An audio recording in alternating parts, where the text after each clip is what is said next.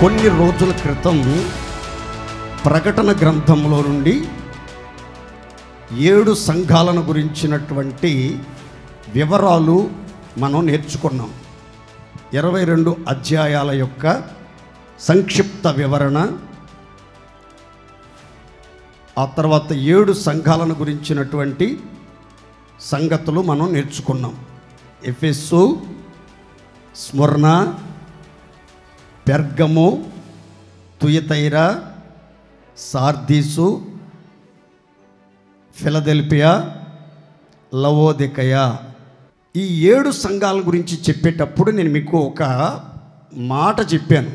ఏమనంటే, యేసుక్రీస్తు శరీరధారిగా ఉన్న రోజుల్లో మత్తయి సువార్త 13వ అధ్యాయంలో 7 ఉపమానాలు చెప్పాడు అని.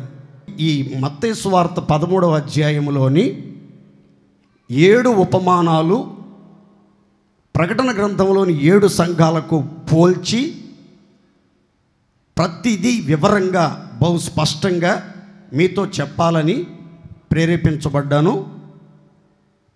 వీలు వెంట దేవుడు నన్ను ప్రేరేపించినప్పుడల్లా ఒక్కొక్క ఉపమానాన్ని లోతుగా మనం అధ్యయనం చేద్దాం. ఆ 7 ఉపమానాలు చెప్తాను. మొదటి ఉపమానం విత్తువాని ఉపమానం.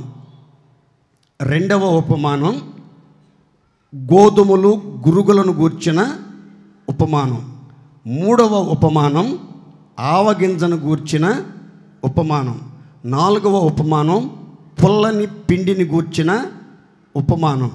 5వ ఉపమానం పొలములో దాచబడిన ధనమును గూర్చిన ఉపమానం. 6వ ఉపమానం మంచి ముత్యములను గూర్చిన ఉపమానం. 7వ ఉపమానం నానా విధములైనటువంటి చేపలను పట్టిన వలను గూర్చిన ఉపమానం. ఒక్కొక్క ఉపమానాన్ని ఒక్కొక్క సంఘానికి మ్యాచ్ చేస్తూ మనం నేర్చుకుందాం. విత్తువాని ఉపమానము ఈజ్ ఈక్వల్ టు ఎఫెసు సంఘము. గోధుమలు గురుగులు ఈజ్ ఈక్వల్ టు స్మరణ సంఘము. ఆవగింజ ఈజ్ ఈక్వల్ టు పెర్గము సంఘము. పుల్లని పిండి ఈజ్ ఈక్వల్ టు తుయతైరా సంఘము. పొలములో దాచబడిన ధనము ఈజ్ ఈక్వల్ టు సార్దీసు సంఘము. మంచి ముత్యములను గూర్చి, మంచి ముత్యములు ఈజ్ ఈక్వల్ టు ఫిలదెల్ఫియా సంఘము. నానా విధములైన చేపలను పట్టిన వల ఈజ్ ఈక్వల్ టు లవోదికయ సంఘం. దేవుని స్తోత్రం చెప్పండి గట్టిగా. ఈరోజు మీకు ఆవగింజను గురించి ఒక ఉపమానం, 3వ ఉపమానం చెప్పాలని నేను ప్రభువు చేత ప్రేరేపించబడి సిద్ధపడ్డాను. అందరూ చక్కగా ఆ మాటలు చదువుకుందాం. దాని వివరాలు నేను మీకు వివరంగా చెప్తాను. పరిశుద్ధ గ్రంథం బైబిల్ నుండి మత్తయి శుభవర్తమానము 13వ అధ్యాయము 31, 32 వచనాలు చదువుకుందాం.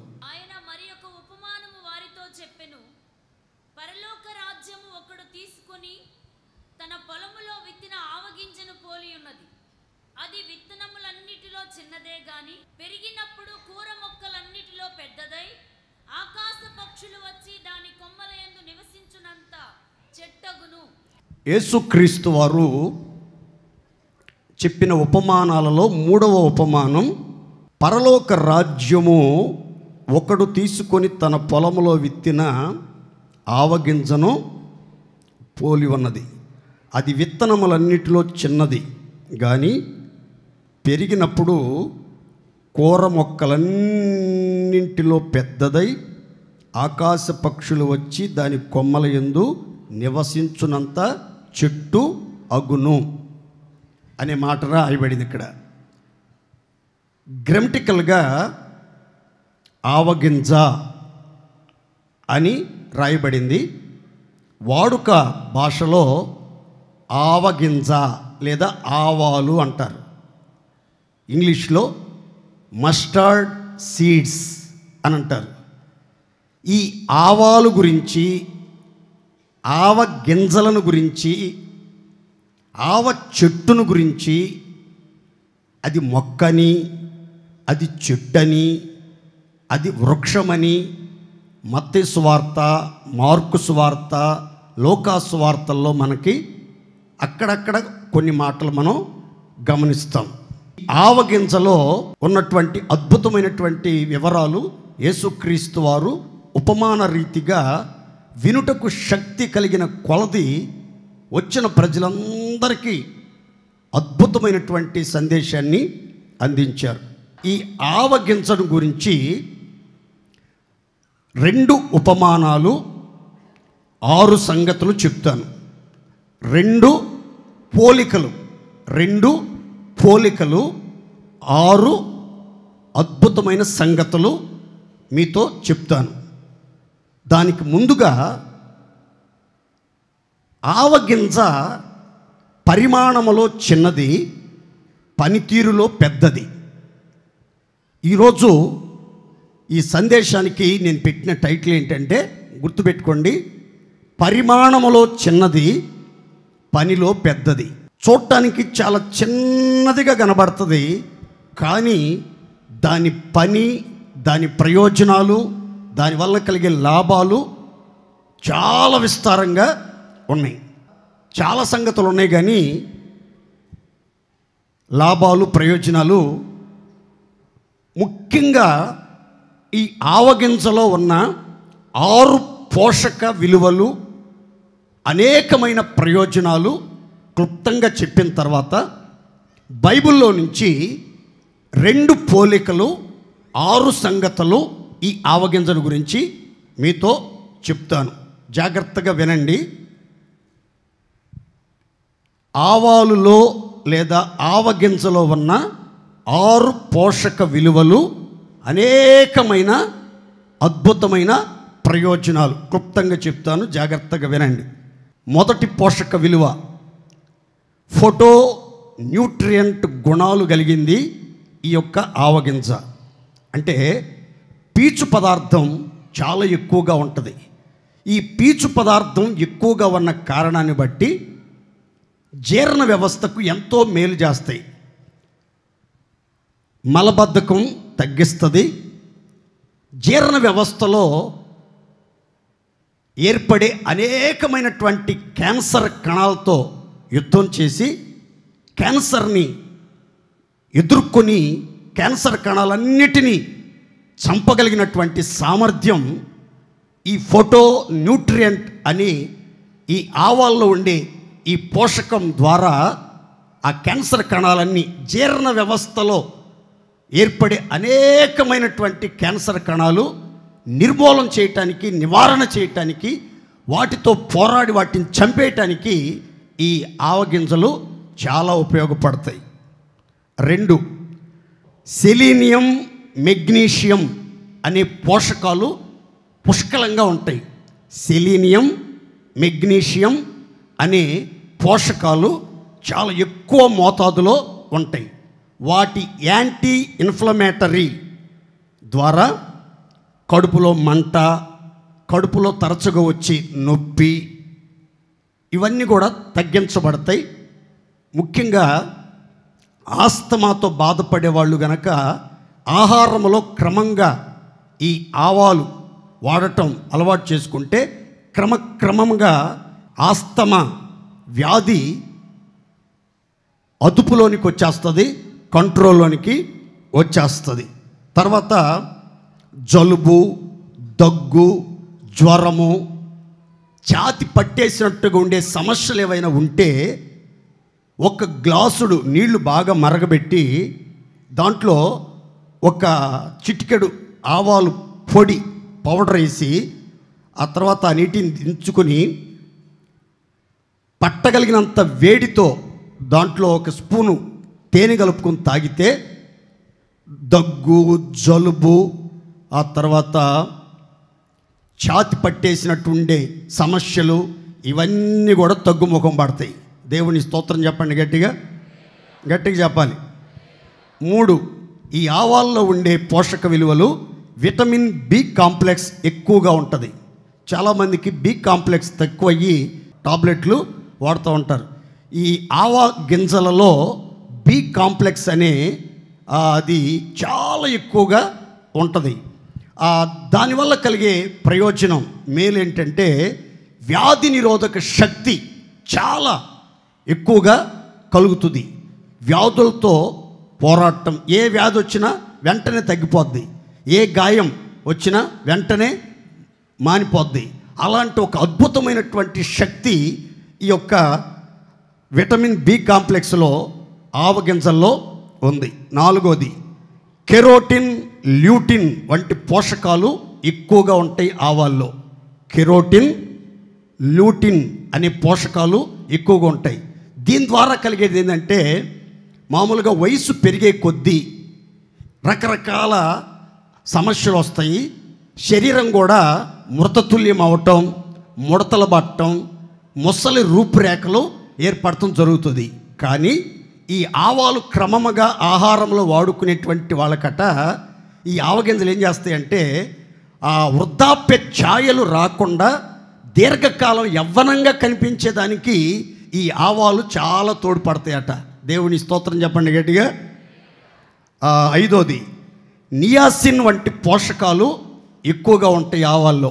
నియాసిన్ వంటి పోషకాలు ఎక్కువగా ఉంటాయి ఆవాల్లో. దీనివల్ల ప్రయోజనం ఏంటి అని అంటే ఇదేం చేసేదంటే కొలెస్ట్రాల్ని కరిగించడంలో ఒమేగా 3 ఫ్యాటీ యాసిడ్స్ని కలిగి కొలెస్ట్రాల్ని కోసేస్తుంది. కొలెస్ట్రాల్ని కోసి బయటికి పంపించేస్తూ ఉంటుంది. వెయిట్ లాస్ అవటానికి, అధిక బరువు తగ్గటానికి ఇది చాలా ఉపయోగపడుతుంది. నియాసిన్ అనే పోషకం ఆవాల్లో ఉంటుంది. దాని ద్వారా అధిక కొలెస్ట్రాల్ కరిగిపోద్ది, వెయిట్ లాస్ అవటం ప్రారంభమవుతారు ప్రజలు. దేవుని స్తోత్రం చెప్పండి గట్టిగా. చివరిగా ఈ ఆవాల్లో vitamin A, iron, fatty acids ఎక్కువగా ఉంటాయి. వీటి వల్ల కలిగేది ఏంటంటే జుట్టు దట్టంగా పెరుగుతుంది. జుట్టు త్వరగా ఊడిపోకుండా, బట్టతల రాకుండా, వెంట్రుకలు పలచబడకుండా జుట్టు కొంచెం దట్టంగా పెరుగుతాయి. రక్తపోటును సమర్థవంతంగా నియంత్రిస్తుంది. బీపీని సమర్థవంతంగా నియంత్రించగలిగినటువంటి సామర్థ్యం దీంట్లో ఉంటుంది. ఎవరికైనా మోకాళ్ళ కింద నుంచి ఆ పిక్కల దగ్గర అరికాళ్ళలో మంటలు, కుక్కలు నమిలినట్టుగా ఉండటం, నిద్ర పట్టకపోవటం ఇలా జరిగిందనుకోండి, ఏం చేస్తారంటే మీరు వెంటనే మీకు రిలీఫ్ వచ్చేటట్లుగా ఒక బకెట్ నీళ్లు వేడి చేసుకుని, మరీ తాటలేసి అంత కాదు, మీరు పట్టగలిగిన వేడి ఆ నీళ్ళల్లో ఒక 2 చెంచాలు ఈ ఆవాలు పొడి వేసుకుని కాళ్ళు దాంట్లో పెట్టుకుని కూర్చోండి. 5 నిమిషాలు, ఎక్కువ వద్దు, 5 నిమిషాలు. 5 నిమిషాల్లో నొప్పులన్నీ పటాపంచలు అయిపోతాయి. దేవుని స్తోత్ర గట్టిగా చెప్పాలి. హల్లెలూయా, హల్లెలూయా. ఇప్పుడు ఆవగింజల్లో ఉన్నటువంటి 6 పోషక విలువలు, వాటి వలన కలిగే అనేకమైన ప్రయోజనాలు మీకు చెప్పాను ఆయుర్వేద శాస్త్రంలో నుంచి. అయితే ఇప్పుడు బైబిల్లో నుంచి ఈ ఆవగింజ దేనికి పోల్చబడింది, ఆవగింజలో నుంచి మనం నేర్చుకోవాల్సిన సంగతులేంటి, ఆవగింజ దేనికి సూచన అనే వివరాలు మీతో వివరంగా చెప్తాను.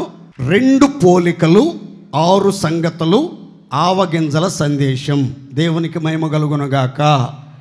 2 పోలికల్లో మొదటి పోలిక యేసుక్రీస్తు వారు చెప్పారు, పరలోక రాజ్యము ఆవగింజను పోలి ఉన్నది. మత్తయి సువార్తలో పరలోక రాజ్యమని, మార్కు సువార్త, లూకా సువార్తలలో దేవుని రాజ్యము అని రాయబడింది. పరలోక రాజ్యము అని, దేవుని రాజ్యము అని రాయబడింది.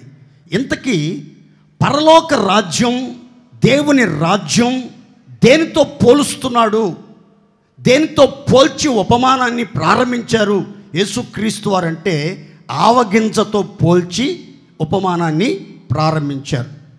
దేవుని రాజ్య సంబంధులు పరలోక రాజ్య సంబంధులు అందరూ కూడా ఈ ఆవగింజను పోలి, ఆవగింజ వంటి శ్రేష్టమైనటువంటి అనుభవాలు కలిగి ఆ దిశగా నడిపించబడితేనే పరలోక రాజ్యములో ప్రవేశిస్తాం.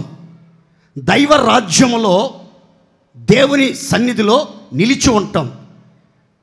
ఈ లోకయాత్ర ముగించుకుని పరలోకంలో ప్రవేశించాలన్నా, దేవుని యొద్దకు చేర్చబడి దేవుని రాజ్యములో యుగయుగాలు యుగాంత వరకు మహిమలో ప్రజ్వరిల్లి ప్రకాశించాలి అన్నా, ఆవగింజలాంటి ఆధ్యాత్మిక విలువలతో మన జీవితాన్ని కట్టుకొని కాపాడుకుని కొనసాగింపబడితే ఖచ్చితంగా మనం దైవరాజ్యంలో దేవునితో కూడా యుగయుగాలు నిలిచి ఉందముగాక. గట్టిగా చెప్పాలి హల్లెలూయా. ఈ ఆవగింజలో నుంచి కొన్ని ప్రాముఖ్యమైన వివరాలు మీకు చెప్తాను, జాగ్రత్తగా వినండి. మొదటి మాట చదువుకుందాం, చూడండి. మత్తయి సువార్తమానం 13వ అధ్యాయం, మత్తయి సువార్తమానం 13వ అధ్యాయం 32వ వాక్యం. అది విత్తనములన్నిటిలో చిన్నదే గాని, అది విత్తనములన్నింటిలో చిన్నది. మొదటి అనుభవం ఆవగింజ దేవుని రాజ్యం, ఆవగింజ పరలోక రాజ్యానికి పోల్చబడింది.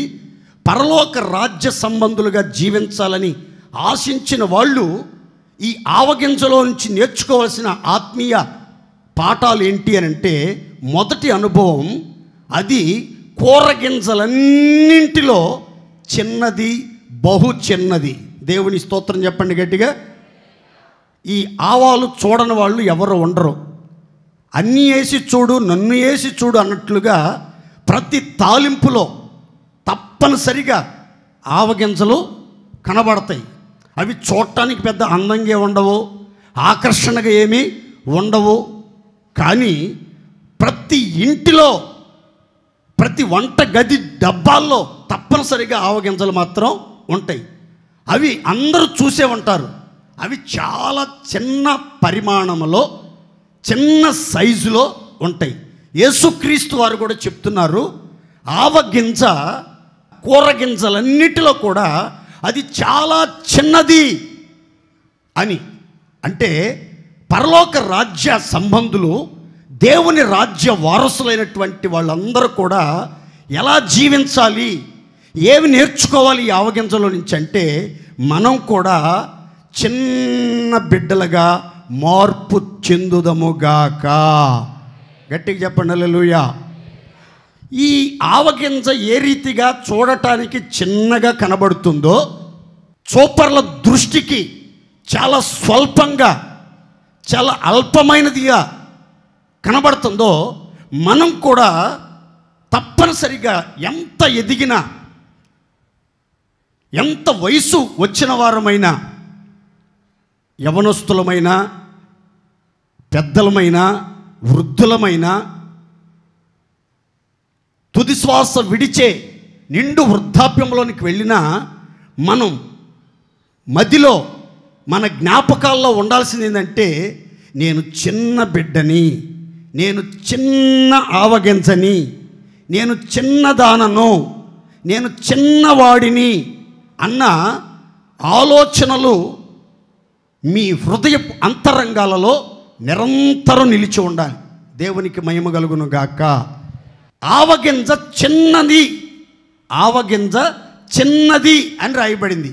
ఈ చిన్న ఆవగింజ నేర్పే పాఠం ఏంటో ఒక్క మాట చదువుకుందాం, చూడండి. మత్తయి సువార్తమానం 18వ అధ్యాయం మొదటి 2 వాక్యాలు, ఆ తర్వాత 4వ వాక్యంలో దాని వివరణ. ఆ కాలమున శిష్యులు యేసునొద్దకు వచ్చి, పరలోక రాజ్యములో ఎవడు గొప్పవాడని అడుగగా, ఆయన ఒక చిన్న బిడ్డను తన యొద్దకు పిలిచి వారి మధ్యను నిలవబెట్టి ఇట్లనెను, కాగా ఈ బిడ్డ వలె తన్ను తాను తగ్గించుకొని వాడెవడో వాడే పరలోక రాజ్యములో గొప్పవాడు. యేసుక్రీస్తు శరీరధారిగా సంచరిస్తున్న దినాలలో యేసుక్రీస్తు శిష్య బృందంలో ఒక వివాదం తలెత్తింది. ఏమిటి ఆ వివాదం అనంటే, 12 అపోస్తులలో ఎవరు గొప్ప, గొప్పవాడెవడు, మహాఘనుడు ఎవరు, ప్రథముడు ఎవరు, అధముడు ఎవరు అనే ఆలోచన వాళ్ళలో వచ్చింది. నేను గొప్ప అంటే నేను గొప్ప, నేను పెద్ద అంటే నేను పెద్ద, నేను గనుడంటే నేను గనుడు అని వాళ్ళల్లో వాళ్ళకి సంభాషణ, వివాదం, అది కలహంగా మారింది, కన్నీళ్లకు కారణమైంది. ఇలాంటి ప్రతికూల పరిస్థితుల్లో వాళ్ళు యేసుక్రీస్తు వారి దగ్గరికి వచ్చి అడిగారు, అయ్యా బోధకుడా, పరలోక రాజ్యంలో మాలో ఎవరు గొప్ప అని.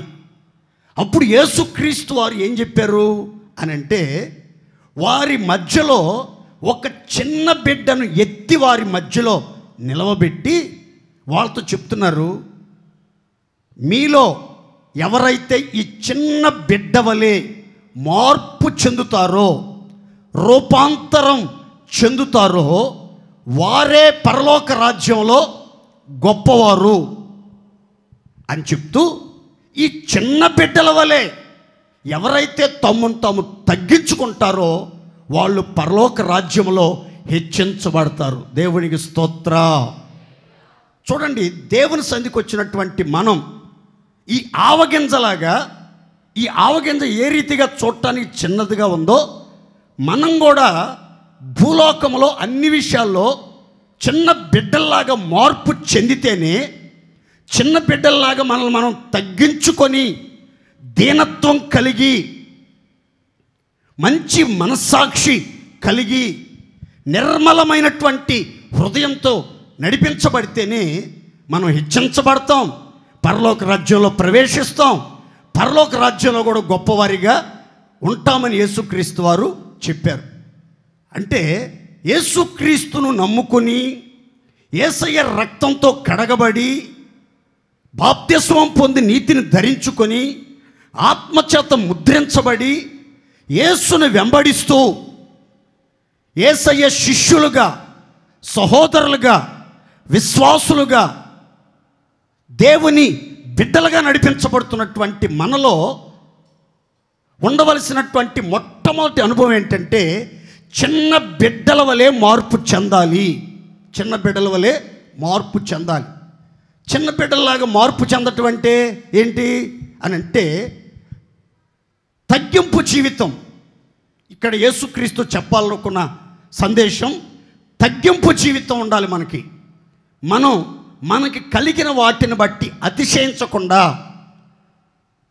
ఆడంబరంగా మనకు కలిగినవన్నీ చూపించుకుని అతిశయించి ఆనందించకుండా, కలిగిన వాటిని బట్టి అహంకారంతో విర్రవేగకుండా మనం అణుకోవగలిగి, స్వస్థ బుద్ధి కలిగి, దీనత్వం కలిగి, తగ్గింపు స్వభావంతో నడిపించబడాలి. అహంకారం కన్నా అణుకువ మిన్న. అహంకారం వద్దు, అణుకువయే ముద్దు. కనుక యేసయ్యను నమ్మినటువంటి బిడ్డల్లో ఎట్టి పరిస్థితులలో ఎంతగా దేవుని చేత ఆశీర్వదించబడినా, ఎంత ఉన్నత శిఖరాలను అధిరోహించినా, ఎంత ఉన్నతమైన కులగోత్రాల్లో పుట్టినా, ధనధాన్య సమృద్ధి కలిగి ఉన్నా, అందచందాలు కలిగి ఉన్నా, ఆస్తిపాస్తులు కలిగి ఉన్నా, నకముకాల రాబడి ఉన్నా, అధికారం ఉన్నా, ఆస్తి ఉన్నా, అందం ఉన్నా, అందరినీ కలిగి అందలములో స్థిరపరచబడి ఉన్న, దేనిని బట్టి, ఎవరిని బట్టి ఎన్నడూ ఎట్టి పరిస్థితుల్లో అతిశయించకూడదు, అహంకారంతో విర్రవేగకూడదు. నేటి సమాజంలో కొంతమంది ఆరోగ్యం వస్తే చాలు వాళ్ళని పట్టుకోలేం, ఆస్తి వస్తే చాలు వాళ్ళని పట్టుకోలేం, కళ్ళు నెత్తికెక్కేస్తాయి. అహంకారపు చూపు, అహంకారపు మాటలు, అహంకారపు చేష్టలు, అహంకారపు నడక, ఊరచూపు చూస్తూ, కాళ్ళ గజ్జలు మోగిస్తూ, మెడచాచి నడుస్తూ, విచ్చలవిడిగా ప్రవర్తిస్తూ ఉంటారు. మాటనండి, మన ఆత్మీయ జీవితంలో అందచందాలను బట్టి గర్వించకుండా, ఆస్తిపాస్తులను బట్టి గర్వించకుండా, కులగోత్రాలను బట్టి గర్వించకుండా, ఉద్యోగాన్ని బట్టి గర్వించకుండా, వ్యాపారాన్ని బట్టి గర్వించకుండా, కలిగిన స్థితిని బట్టి, స్థాయిని బట్టి, పదవిని బట్టి, పదిలమైన గూడును బట్టి గర్వించకుండా, ఎంత కలిగిన ఎన్ని దారుల నుంచి ఎలాంటి వనరులు వసతులు మనకి అనుగ్రహించబడుతున్నా, మనం ఎంతగా దీవించబడినా, ఎంతగా ఆశీర్వదించబడినా, ఎంత సమృద్ధిలో మనం తొలతూగుతూ ఉన్నా సరే, మనం గుర్తుపెట్టుకోవాల్సిన మాట, నేను చిన్న బిడ్డ వలె మార్పు నొందితేనే పరలోక రాజ్యంలో ప్రవేశిస్తాను. చిన్న బిడ్డ వలె నన్ను నేను తగ్గించుకుంటేనే పరలోక రాజ్యంలో నేను గొప్పవాడిని అవుతానన్న ఆలోచన మనందరి జీవితాల్లో తప్పనిసరిగా నిలిచి ఉండాలి. దేవుని స్తోత్ర. గట్టిగా చెప్పండి హల్లెలూయా. మరి ఎందుకో తెలియదు కానీ కొంతమంది జీవితాల్లో రక్షణ పొందిన తర్వాత ఆరంభ దశలో చాలా అణుకువగా ఉంటారు, చాలా భక్తిగా ఉంటారు, చాలా మర్యాదగా ఉంటారు, చాలా తగ్గింపు స్వభావంతోనే ఉంటారు, అందరికీ అనుకూలంగా, అందరికీ ఆశీర్వాదకరంగా జీవిస్తారు. కొంతకాలానికి గర్వం తలకెక్కి మనుషులు సరిగా కనబడరేక, మనుషులకి ఇవ్వాల్సిన విలువ ఎవరు, ఎట్టి పరిస్థితుల్లో ఎంత ఉన్నత స్థాయికి ఎదిగినా సరే మనలోనికి గర్వం, అహంకారం అనేవి రానే రాకూడదు. దేవుని స్తోత్రం చెప్పండి గట్టిగా, గట్టిగా చెప్పాలి హల్లెలూయా. ఇక్కడ చిన్న బిడ్డల గురించి 3 వివరాలు రాయబడ్డాయి. ఒకటి, తన్ను తాను తగ్గించుకొని వాడు చిన్న బిడ్డలాగా మార్పు చెందినవాడు. 2, నాయందు విశ్వాసం ఉంచినవాడు ఈ చిన్న బిడ్డ వలె మార్పు చెందినవాడు. 3, ఎప్పుడైతే ఈ చిన్న బిడ్డలాగా మార్పు చెందుతారో వీరి దూతలు పరలోకమందున్న నా తండ్రి ముఖాన్ని ఎల్లప్పుడూ చూస్తున్నారు. అంటే ఈ చిన్న బిడ్డలకి వీరి సంరక్షణ కోసం, వీరి కాపుదల కోసం, వీరి మార్గాలను సరళం చేయటం కోసం, వీళ్ళ యొక్క పర్యవేక్షణ కోసం కొన్ని దూతలను దేవుడు నియమిస్తున్నాడు. మనం గనక చిన్న బిడ్డలాగా మార్పు చెందితే, దేవుని యందు విశ్వాసం ఉంచితే, మనల్ని మనం తగ్గించుకుని వినయ విధేయతలతో, వినమ్రతతో, విచక్షణతో, విజ్ఞాపన మనస్సుతో మనం నడిపించబడతా ఉంటే ఖచ్చితంగా మన కోసం దేవుడు దూతగణములను మన కోసం నియమిస్తాడు. దేవునికి స్తోత్ర. 3 దూతల గురించి చెప్తాం చూడండి. రక్షించబడిన దేవుని పిల్లలకి, చిన్న బిడ్డలాగా మార్పు చెందిన దేవుని పిల్లల కోసం దేవుడు ఉంచిన 3 దూతలు. ఒక దూత కాపాడే దూత, 2వ దూత మన వివరాలన్నీ రాసే దూత, 3వ దూత పరలోకమందున్న దేవుని ముఖాన్ని ఎల్లప్పుడూ చూస్తూ ఉన్నటువంటి దూత. నీ తరపున, నీ పక్షంగా, నీ కోసం ఎల్లప్పుడూ దేవుని ముఖాన్ని చూస్తున్న దూతలు. కనుక ఈరోజు ఆ దూతల సంరక్షణ, ఆ దూతల యొక్క పర్యవేక్షణలో నడిపించబడుతూ, ఆ దూతలు నీ కోసం ఎల్లప్పుడూ దేవుని ముఖాన్ని చూస్తూ ఉండాలి అని అంటే నువ్వు చిన్న బిడ్డలాగా మార్పు చెందాలి. అందుకని యేసుక్రీస్తు చెప్తారు, ఈ చిన్న బిడ్డల్లో ఒక్కరినైనా మీరు తృణీకరించొద్దు అని. దీని అర్థం ఏంటి? ఈ చిన్న బిడ్డలో ఒక్కరినైనా తృణీకరించొద్దు అంటే అర్థం ఏంటి అనుకుంటున్నారు?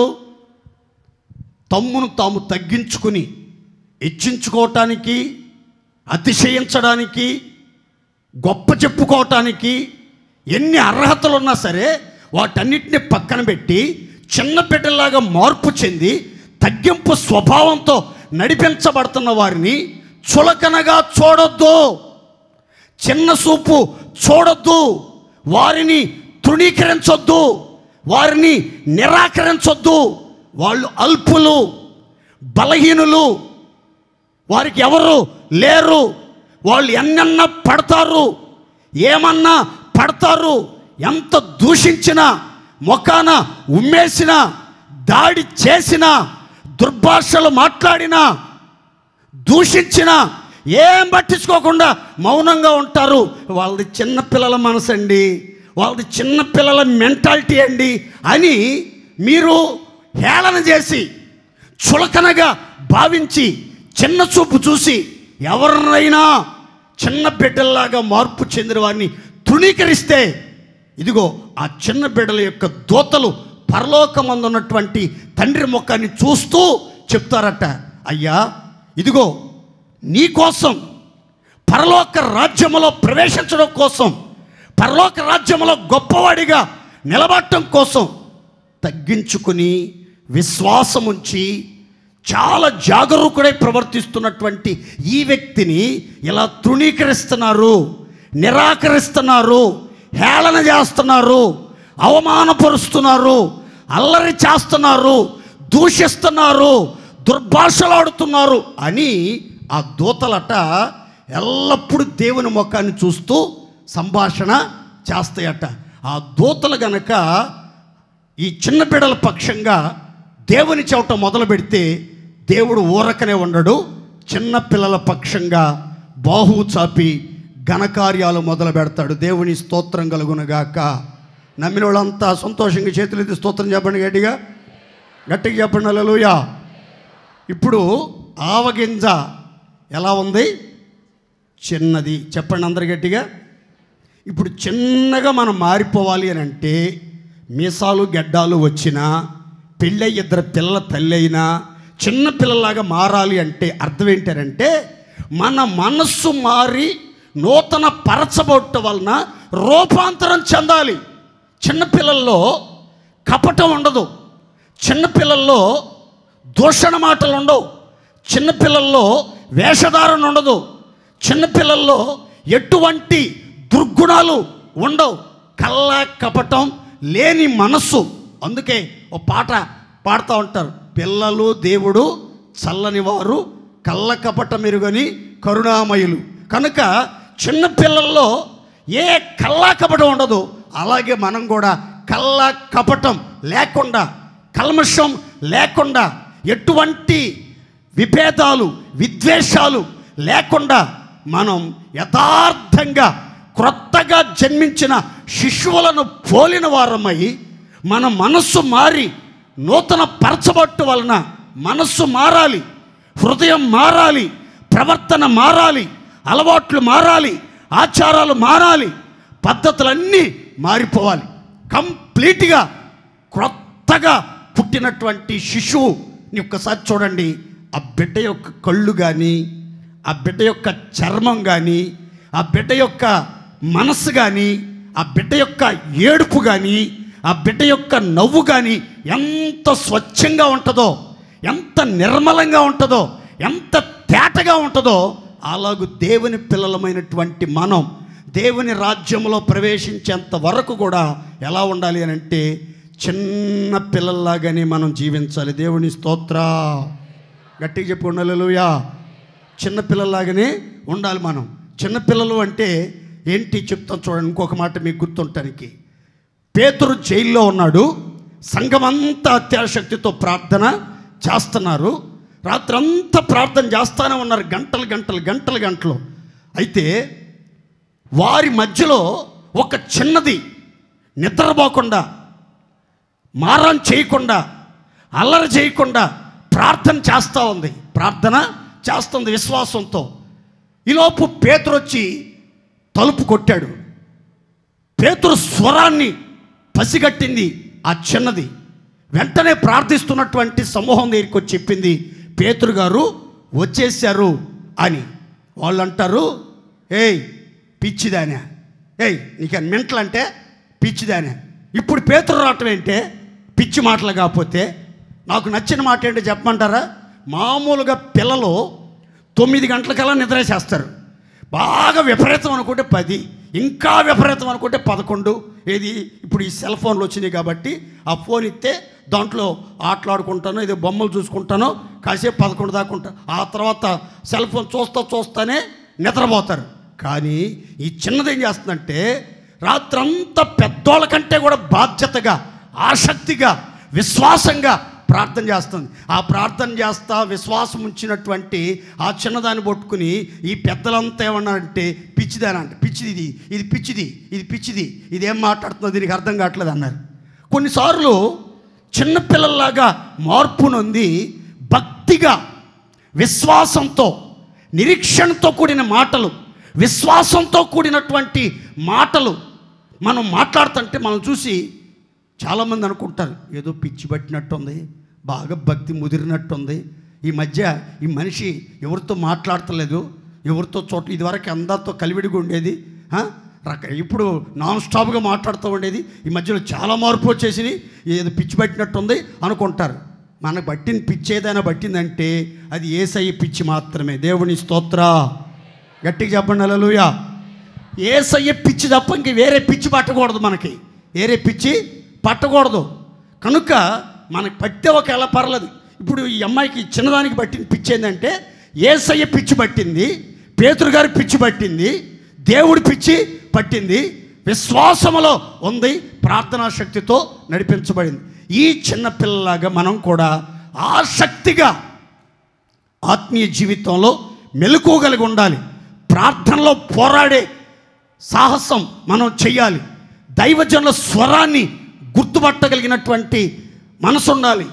నిరీక్షణ, ప్రార్థించిన వాటికి ప్రతిఫలం ఇచ్చే దేవుడని నిరీక్షణ మనలో ఉండాలి.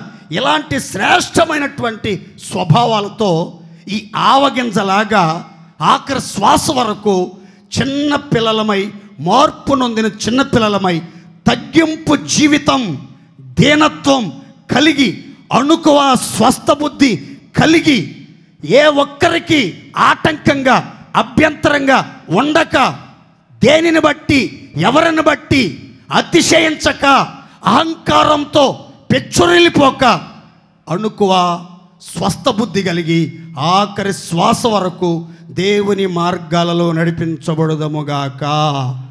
గట్టిగా చెప్పండి హల్లెలూయా. 2 పోలికలు, 6 సంగతులు. మొదటి సంగతి చిన్నది. ఆవగింజ ఎలాంటిది చెప్పాలందరు గట్టిగా. రెండో మాట చెప్తాను, చదువుకుందాం చూడండి. లోకాసు వార్తమానం 13వ అధ్యాయం 19వ వాక్యం. ఒక మనుషుడు తీసుకుని పోయి తన తోటలో వేసిన ఆవగింజను పోలి ఉన్నది. రెండో మాట చెప్తాను. ఒక్క మనుషుడు తీసుకొని, ఆ మనుషుడు ఎవరు అని అంటే ఇదిగో ఈ మనుషుడు అని ఎవరి గురించి రాయబడిందంటే యేసుక్రీస్తుని గురించి రాయబడింది. దేవునికి స్తోత్ర. సంతోషం చెప్పాలి గట్టిగా. యేసయ్య ఆ చిన్న ఆవగింజను తన చేతిలోనికి తీసుకున్నాడు. ఇప్పుడు ఆ చిన్న ఆవగింజ ఎక్కడుంది, ఎవరి చేతిలో ఉందనంటే యేసయ్య చేతిలోనికి వచ్చేసింది. యేసయ్యకు అప్పగించుకున్నట్లుగా మనం ఈ లేఖనంలో చూస్తాం. ఎప్పుడైతే మనం ఈ ఆవగింజలాగా చిన్న బిడ్డలుగా మార్పు చెందుతామో, తగ్గింపు స్వభావం కలిగి, దేవుని యందు విశ్వాసం ఉంచి, ప్రార్థనా శక్తితో నడిపించబడుతూ ఉంటామో, అప్పుడు యేసయ్య మన యొద్దకు వచ్చి మనలను ఆయన చేతులతో తీసుకొనుగాక. గట్టిగా చెప్పాలి హల్లెలూయా. ఇప్పుడు చూడండి, ఇందులో 3 సంగతులు చెప్తాను, తలపైకి చూడండి. యేసయ్య ఆవగింజను తీసుకున్నప్పుడు ఆవగింజలో వచ్చిన మార్పులేంటి? ఒక విశ్వాసిని దేవుడు తన చేతితో తీసుకుంటే, చేతితో పట్టుకుంటే, తన చేతిలో భద్రపరుచుకుంటే, మనం యేసయ్య చేతిలో ఉన్నట్లయితే, ఆయన చేతిలో జీవించే వాళ్ళకి, ఆయన చేత తీసుకొనబడినటువంటి వ్యక్తులకు, ఆత్మీయులకు కలిగే 3 ప్రత్యేకమైనటువంటి ఆశీర్వాదాలు మీతో చెప్తాను, జాగ్రత్తగా గమనించండి. ఒక్క మనుషుడు తీసుకొని, ఆ చిన్న ఆవగింజను ఒక మనుషుడు అని పిలువబడుతున్న యేసుక్రీస్తు వారు తీసుకొని ఉన్నాడు. దేవునికి స్తోత్ర. ABC రెఫరెన్సులు రాసుకోండి, నేను మీకు వివరాలు చెప్పేస్తాను. మార్కు సువార్త 9:36, ఇర్మియా గ్రంథం 18:4, హగ్గయి గ్రంథం 2:23. 9:36 మాత్రమే చదువుతారు. ఒక చిన్న బిడ్డను తీసుకొని వారి మధ్యను నిలవబెట్టి వారిని ఎత్తి కౌగిలించుకొని చేతులుంచి ఆశీర్వదించను. చప్పట్లు కొట్టండి గట్టిగా. ఒక చిన్న బిడ్డను తీసుకొని, జాగ్రత్తగా వినాలి. ఆవగింజ ఎలాంటిదని చెప్పాను మొదటి మాటలో, చిన్నది. ఆ చిన్న గింజని ఒక మనుషుడు ఏం చేశాడని చెప్పాను, రెండోది తీసుకున్నాడు. ఇక్కడ యేసుక్రీస్తు వారు తన యొద్దకు వచ్చినటువంటి చిన్న బిడ్డని తీసుకొని, ఆ తర్వాత ఎత్తుకొని, ఆ తర్వాత కౌగిలించుకొని, ఆ తర్వాత చేతులుంచి ఆశీర్వదించడం ప్రారంభించాడు. మనలను యేసయ్య చేరదీయాలి, ఆయన కౌగిలిలోనికి చేర్చుకోవాలి, ఆయన స్వహస్తాలతో మనల్ని ఎత్తుకొని హత్తుకొని అత్యధికంగా ఆశీర్వదించి అనేకుల మధ్యలో ఘనపరచాలి అని అంటే మనం చిన్న బిడ్డల్లాగా మారాలి. చిన్న బిడ్డలమైతేనే యేసయ్య మనల్ని తీసుకునేదానికి అవకాశం ఉంటుంది. చూడండి, తల్లిదండ్రులు కానీ, బంధువులు కానీ, రక్త సంబంధులు కానీ, ఇరుగు పొరుగు వాళ్ళు కానీ ఒక బిడ్డను తీసుకోవాలి, ఒక బిడ్డను తల్లిదండ్రుల దగ్గర నుంచి తీసుకోవాలన్నా, ఏడుస్తూ ఉంటే తీసుకోవాలన్నా, కింద పొరలాడి ఏడుస్తుంటే తీసుకోవాలంటే, వాడు చిన్నవాడైతే, ఆ బిడ్డ చిన్న బిడ్డ అయితే ఎవరైనా సరే సంతోషంగా వెళ్ళి ఆ చిన్న బిడ్డను తీసుకుని ఓదారుస్తారు, ఆదరిస్తారు, ఆడిస్తారు, నవ్విస్తారు, కవ్విస్తారు. కాసేపు ఆ పిల్లోడితో ఆడుకుని సరదాగా సమయాన్ని గడుపుతారు.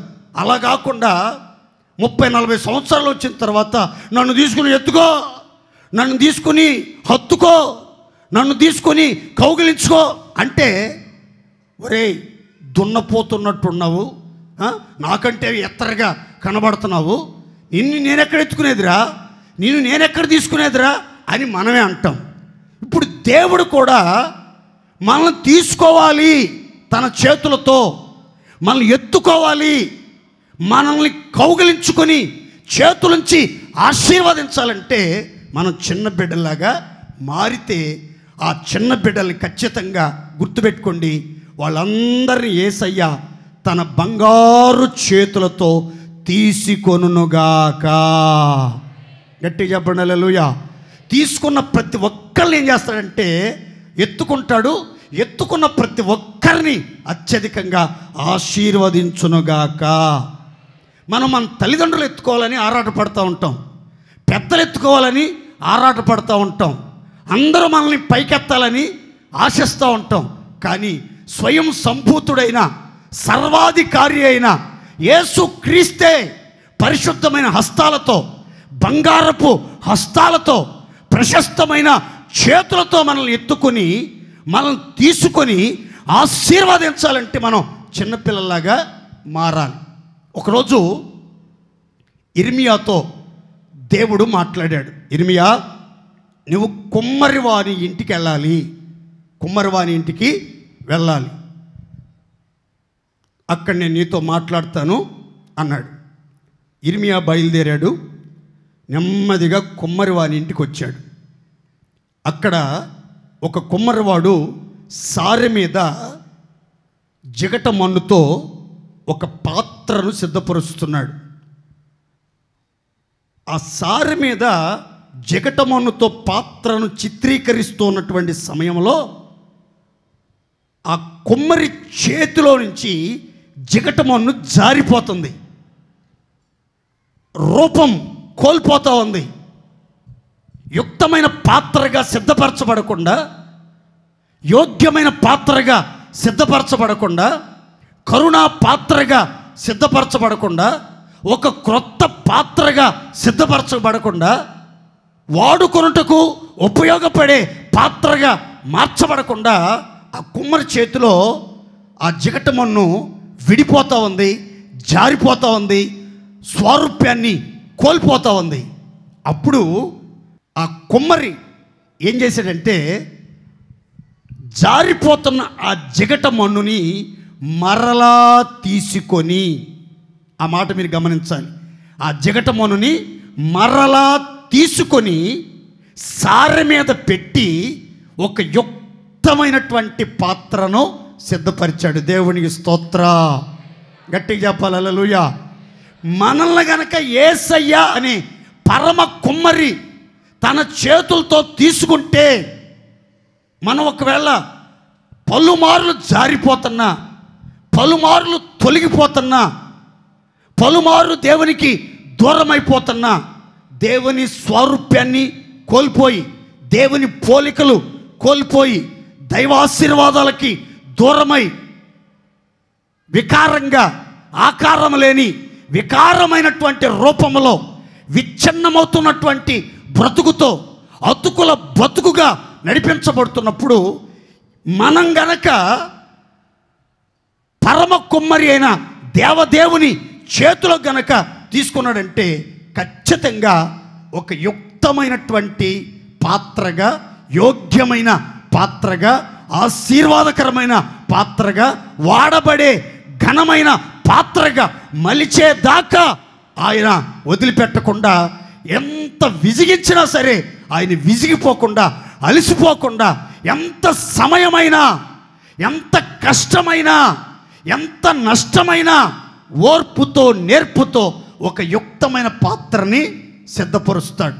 అందుకనే చూడండి, మనం చిన్న బిడ్డల్లాగా గనక ఆ జిగట మన్నులాగా గనక, అయ్యా మా బ్రతుకే ఒక జిగట మన్ను, నీవు మాకు పరమ కుమ్మరివి, మేము నీ చేతి పని, నీవు మా సృష్టికర్తవి, నువ్వు మమ్మల్ని సృజించిన దేవుడివి, నువ్వు మమ్మల్ని పుట్టించిన దేవుడివి, మమ్మల్ని పోషిస్తున్న దేవుడివి, మమ్మల్ని పాలిస్తున్న దేవుడివి, మేము మీ ప్రజలం, మీరు మేపే గొర్రెలం, మీ చేతి పని అయి ఉన్నాం అని ఆయన చేతికి మనం అప్పగించుకుంటే, ఆయన మనల్ని సరి అయిన రీతిలో రూపించి, చక్కని రూపు అమర్చి, ఘనపరిచి, ఆశీర్వదించి అనేకుల మధ్యలో మహిమపరుస్తాడు. దేవునికి మహిమ కలుగునుగాక.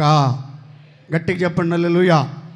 నేను సేవకి సమర్పించుకోవటానికి వివాహం చేసుకోకుండా కారణం ఏంటి అని అంటే, 1997వ సంవత్సరం డిప్లొమా సెకండ్ ఇయర్ చదువుతున్నాను నేను గిద్దలూరులో. అప్పుడు ఒక రాత్రి ప్రార్థన చేసుకుని అట్లా పండుకున్నాను లేదో, నాకు ఒక కళ. ఆ కళలో నన్ను దేవుడు ఒక చోటికి తీసుకుని వెళ్ళాడు. అక్కడికి వెళ్తే నేను అక్కడ ఒక పెద్ద దేవాలయం, అక్కడ పూజలు జరుగుతున్నాయి, విస్తారంగా భక్తులు అక్కడికి సమకూర్చబడ్డారు. అన్యుల దేవాలయం అది. ఆ తర్వాత నా ఫ్రెండ్స్ కొంతమంది చిన్న బోట్లో నన్ను వేరే చోట ఇంకో గుడి ఉంది, అది చాలా మహిమ గల గుడి, ఆ గుడి దగ్గరికి వెళ్దాం, అక్కడ ప్రసాదాలు కూడా చాలా బాగుంటాయి అన్నారు. సరేనని చెప్పి నా స్నేహితులతో కలిసి ఆ చిన్న బోట్లో ఆ చిన్న గుడి దగ్గరికి వెళ్ళాను.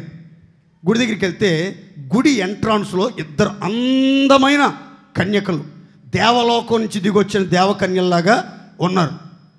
వాళ్ళని చూడంగానే ఇక నోరు కళ్ళు ఎల్లబెట్టి అట్టాగే చూస్తా ఉన్నా. అంత అందంగా ఉన్నారు వాళ్ళిద్దరూ, ఒకళ్ళని మించి ఒకళ్ళు, రెప్పగొట్టడానికి కూడా అవకాశం లేనంత అందంగా ఉన్నారు. వాళ్ళు అన్నారు, లోపలికి వెళ్దాం, గర్భగుడిలో ఆ దేవత మహత్యాన్ని చూపిస్తామన్నారు. సరేనని చెప్పి వాళ్ళని చూస్తానే ఒక తెర దాటి లోపలికి వెళ్ళాను. రెండో తెర దగ్గరికి వెళ్ళేసరికి వాళ్ళిద్దరూ మాయమైపోయారు. ఇద్దరూ మాయమైపోయారు. భయపడి నేను మరలా వెనక్కి వచ్చాను. మరలా వెలిశారు ఆ దేవకన్యలిద్దరూ. ఏంటి భయపడ్డావా? ఏం కాదు, లోపలికి రా, ఇంకా మహిమ చూపిస్తా ఉన్నారు. మరలా ఆ రెండో తెర దగ్గరికి వెళ్ళేసరికి మరలా మాయమైపోయారు. నాకు భయం వేసింది. మొత్తం మీద నేను పారిపోతా ఉన్నా. పెద్దగా యేసు రక్తమే జయం, యేసు రక్తమే జయమని పారిపోతుంటే పారిపోయి బాగా అలసిపోయాను. నా యొక్క పరుగులో నేను ఎక్కడికి వెళ్ళి చేరానంటే ఒక కొమ్మరి వారి ఇంటికి వెళ్ళి చేరా. అక్కడ కొమ్మరివాడు అడుసు తొక్కుతూ ఉన్నాడు. కొంతమంది అడుసు తొక్కుతున్నారు, కొంతమంది పాత్రలు సిద్ధపరుస్తున్నారు. అక్కడికి వెళ్ళి నేను కూడా పని చేస్తానయ్యా, నాకు అన్నం పెట్టండి అని అడిగాను. అతను నన్ను చూసి, వైట్ అండ్ వైట్లో ఉన్నావు, సుకుమారంగా పెరిగినట్టున్నావు, ఇది నీ వల్ల కాదు. అడుసు తొక్కాలంటే దీంట్లో రాళ్ళు ఉంటాయి, గాజు సీసాలు, పెంకులు ఉంటాయి, భయంకరమైనటువంటి కష్టం ఇది శ్రమ పడాలి, చెమట కార్చాలి, చాలా ఇబ్బందులు ఉంటాయి, నువ్వు చేయలేవరా బాబు, నా మాట ఎనరా అన్నాడు. అతను పని ఇచ్చేటట్లు లేడని నా వైట్ డ్రెస్ తీసేసి అక్కడ బాగా మురికి పట్టినటువంటి ఒక టవల్ ఉంటే ఆ టవల్ కట్టుకుని, అయ్యా పని చేస్తానయ్యా అన్న. ఎప్పుడైతే నేను డ్రెస్ మార్చానో ఆయన కొంచెం కనికరం కలిగింది. సరే చూద్దాం, ముందెళ్ళి ఆ అడుసు తొక్కు కాసేపు అన్నాడు. మొత్తం మీద మనుషులతో పాటు పెద్దవాళ్ళతో పాటు ఆ మట్టి అడుసు తొక్కుతా ఉన్నా. తొక్కి బాగా అలసిపోయిన, చెమటలు కారిపోతున్నాయి, కొవ్వంత కరుగుతూ ఉంది. అప్పుడు ఆయన పిలిచి తుడిసి టిఫిన్ పెట్టి, ఇక చాలే, ఈ పాత్రలు సిద్ధపరిచే పని నేర్పిస్తాను నీకని ఆ పని నేర్పుతా ఉన్నాడు. నాకు మెలకు వచ్చేసింది. దేవుని స్తోత్రం కలుగును గాక. అప్పుడు నాతో ప్రభు చెప్పిన మాట ఏంటంటే, వివాహము, భార్య భర్తల సంబంధం నీ మట్టుకు ఒక మాయా ప్రపంచం, అది అశాశ్వతం, అది శాశ్వతం కాదు. ఈ ఆడపిల్లల అందచందాలకు ఆకర్షించబడి వారి మోజులో పడి నీ జీవితాన్ని నాశనం చేసుకోవద్దు. నీ ప్రత్యక్షత కుమ్మరివాని ఇంటిలో, జీవమగలిగిన దేవుని సంఘంలో అనేక పాత్రలను, అనేక కుటుంబాలను, అనేక మంది వ్యక్తులను సిద్ధపరిచి యజమానుడు వాడుకొనుటకు అర్హమైన పాత్రలు, మహిమగలిగిన పాత్రలు, ఘనమైన పాత్రను సిద్ధపరచాలి నా రాజ్యం కోసం. అందుకునే నిన్ను ఇర్మియాను ప్రతిష్ఠించినట్లుగా నేను నిన్ను ప్రతిష్ఠించాను. ఇర్మియా వివాహం చేసుకోకుండా కుమారులను కుమార్తెల్ని కనవద్దని ఇర్మియాకి నేను చెప్పాను. నీవు కూడా వివాహం చేసుకుని కుమారులను కుమార్తెలను కనకుండు నిమిత్తం నీవు వివాహం చేసుకొనకూడదు అని దేవుడు చెప్పినప్పుడు నేను దేవుని మాటకు శిరస వహించి దేవుని ఆలోచన మనసులో పెట్టుకున్నాను. రైట్ టైం వచ్చినప్పుడు నా 19వ ఏట నేను నా ఇంటిని విడిచి బైబిల్ గ్రంథాన్ని తీసుకొని ఈ హోసన్నా మినిస్ట్రీ పరిచర్యలో అడుగుపెట్టడం జరిగింది.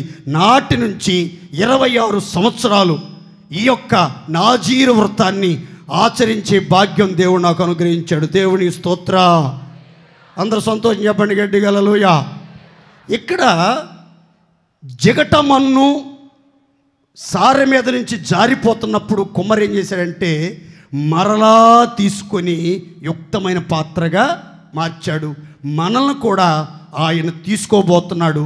ఆవగింజను తీసుకున్న మనుషుడు చిన్న పిల్లల్ని తీసుకుని ఎత్తుకొని కౌగిలించుకుని ఆశీర్వదించిన మనుష్యుడు, అదుగో సారె మీద జారిపోతున్న జిగట మన్నును మరలా తీసుకుని యుక్తమైన పాత్రగా చేసినటువంటి ఆ మనుష్యుడు మనలందరిని తీసుకొని మహిమగల పాత్రలుగా మార్చుకొనుగాక. మూడవదిగా మీకు రెఫరెన్స్ చెప్పాను. అదేంటంటే జెరుబ్బాబెల్, నేను నిన్ను ఏర్పరచుకున్నాను కదా, నేను నిన్ను తీసుకుని ఆ రోజు ముద్రవంగరముగా చేతును. నేను నిన్ను తీసుకొని ఒక మనుషుడు ఆ చిన్న ఆవగింజను తీసుకున్నట్లుగా యేసుక్రీస్తు ఆ చిన్న బిడ్డలను తీసుకుని ఎత్తుకుని కౌగిలించుకుని ఆశీర్వదించినట్లుగా ఒక కొమ్మరి జిగటమన్ను మరలా తీసుకుని యుక్తమైన పాత్రగా మలిచినట్లుగా ఇదిగో ఆ దినమున నేను ఏర్పరచుకున్న నిన్ను తీసుకొని ముద్ర వంగరంగా చేస్తాను. దేవుని స్తోత్రం చెప్పండి, గట్టిగా చెప్పాలి. హల్లెలూయా. ముద్ర వంగరం అంటే ఇది చాలా ప్రశస్తమైంది. ఒక సమాచారం రాసుకుని ఆ తర్వాత ఆ సమాచారానికి ముద్ర వంగరంతో కనుక ఒకసారి ముద్ర వేశారంటే ఆఖరికి రాజు కూడా ఆ శాసనాన్ని మార్చడానికి రాజుకు కూడా అధికారం లేదండి. రాజుకు కూడా అధికారం లేదు. ఏ మనుషుడికి, ఏ అధికారులకి, ఏ ప్రభుత్వ అధికారులకు కానీ, ఆఖరికి రాజ్యాలను ఏలే అధిపతులకు కూడా వాళ్ళు చేసిన చట్టం, రాజముద్రతో ముద్రించబడినటువంటి ఆ శాసనాలని, ఆ నిబంధనలని, ఆ తీర్మానాలను మార్చడం వారి వల్ల కూడా కాదు. మీరు ఏదైనా ఒక సమస్య వచ్చింది, ఆ సమస్యను పరిష్కరించుకోవాలి, ఏదైనా ఒకటి దేవుని దగ్గర పొందుకోవాలి అని అంటే మీరే రాసుకుని, మీరే పరిష్కారం రాసుకుని ఆ ముద్ర వేసేటట్లుగా ఒక అద్భుతమైనటువంటి విలువైన అధికారం కలిగిన అద్భుతమైన ఆ ముద్ర వంగరాలుగా ఒక్కొక్కరిని నా దేవుడు తీర్చిదిద్దునుగాక. మనంతా పిలువబడ్డవారం, ఏర్పరచబడ్డవాళ్ళం, నియమించబడిన వాళ్ళం, దేవుని జ్ఞాపకాల్లో ఉన్నవాళ్ళం. ఖచ్చితంగా మనం తీసుకుని ఈ రోజు మొదలుకొని ఆయన ముద్ర వంగరాలుగా మలిచివేయునుగాక. ముద్ర వంగరం అంటే ఒక్క మాటలో గుర్తుపెట్టుకోండి, ఎవరు మార్చలేని అధికారం. ఎవరు మార్చలేని అధికారం, చెక్కు చెదరని అధికారం దేవుడు మీకు ఇవ్వబోతున్నాడు.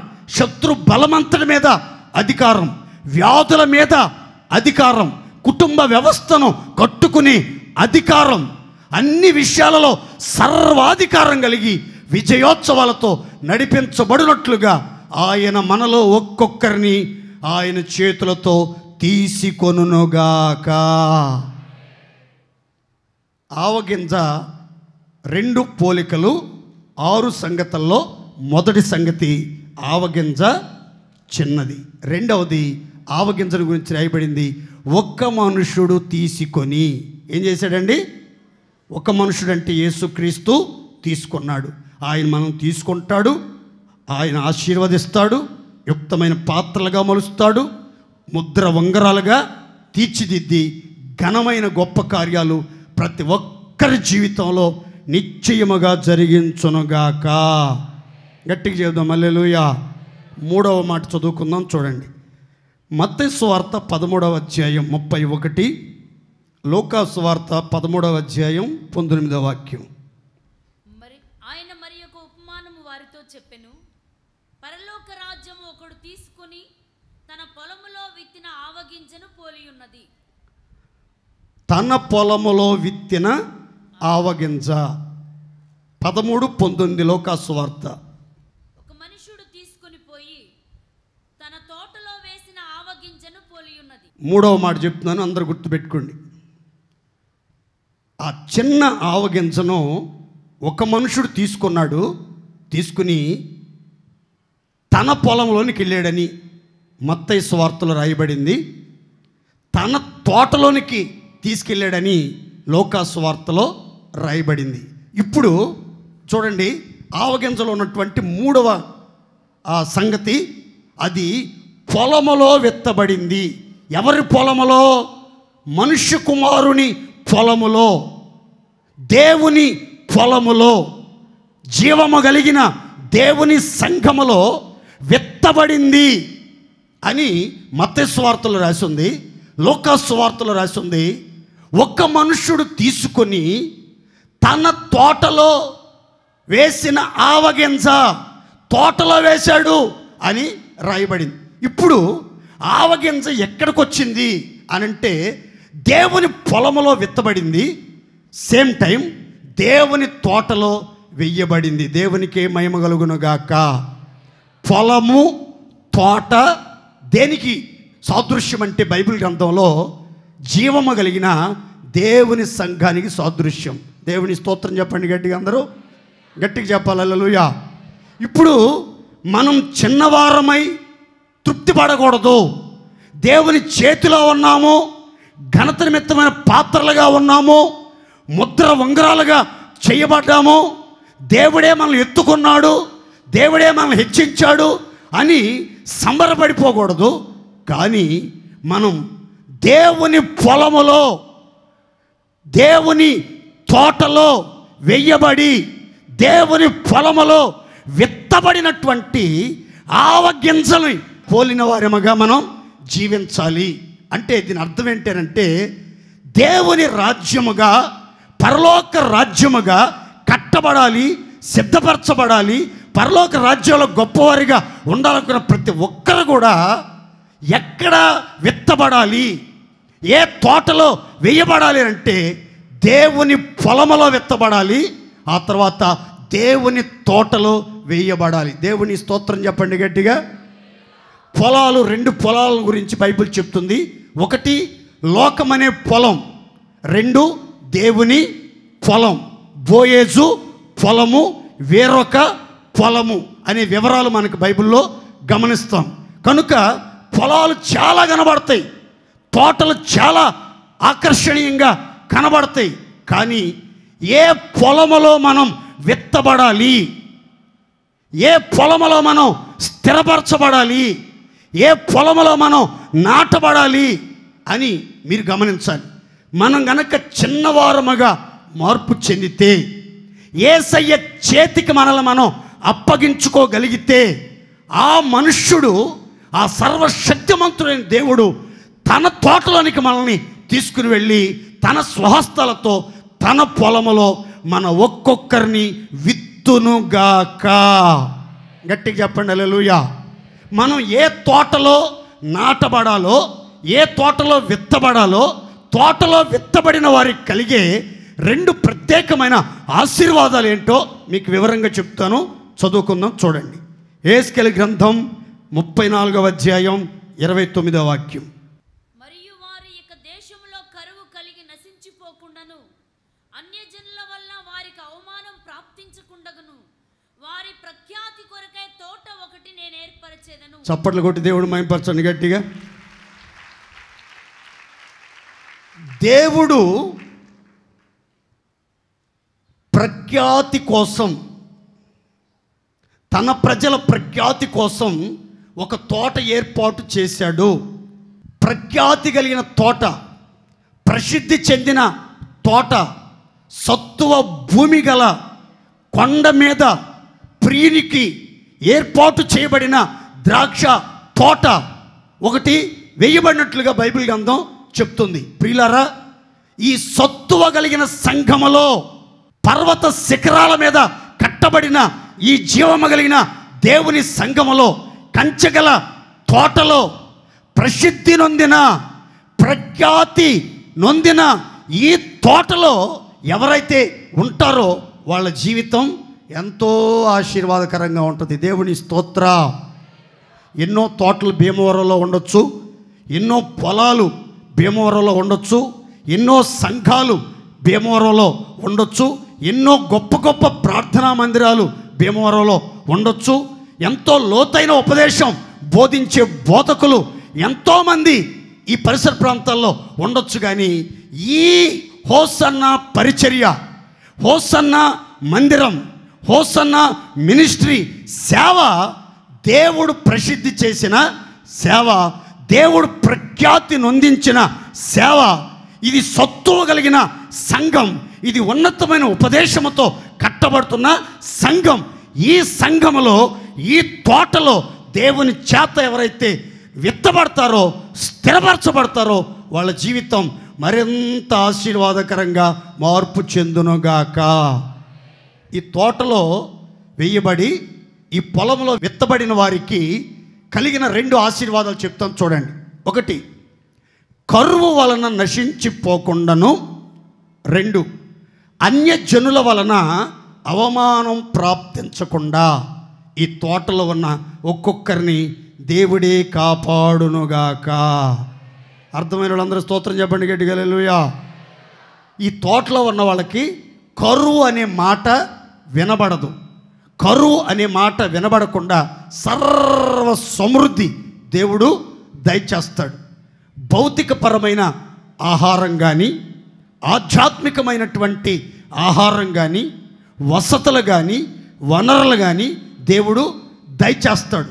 కరువు కోరల్లో చిక్కుకోకుండా, కరువు చేత నశించిపోకుండా, కరువు చేత చంపబడకుండా, కరువు చేత కడుపు కాల్చబడకుండా, ఆకలి మంటలతో ఆర్తనాదాలు చేయకుండా, పొలాలు పాడైపోయి, దేహాలు పాడైపోయి, కుటుంబాలు పాడైపోయి, పశువులు పాడైపోయి, జీవితం పాడైపోయి, ఆరోగ్యం పాడైపోయి, ఆర్థిక స్థితిగతులు పాడైపోయి అవస్థలు పడకుండా, అన్ని విషయాల్లో కరువు రాకుండా, కరువు కలగకుండా సమృద్ధినిచ్చి దేవుడు మిమ్మల్ని పోషిస్తాడు.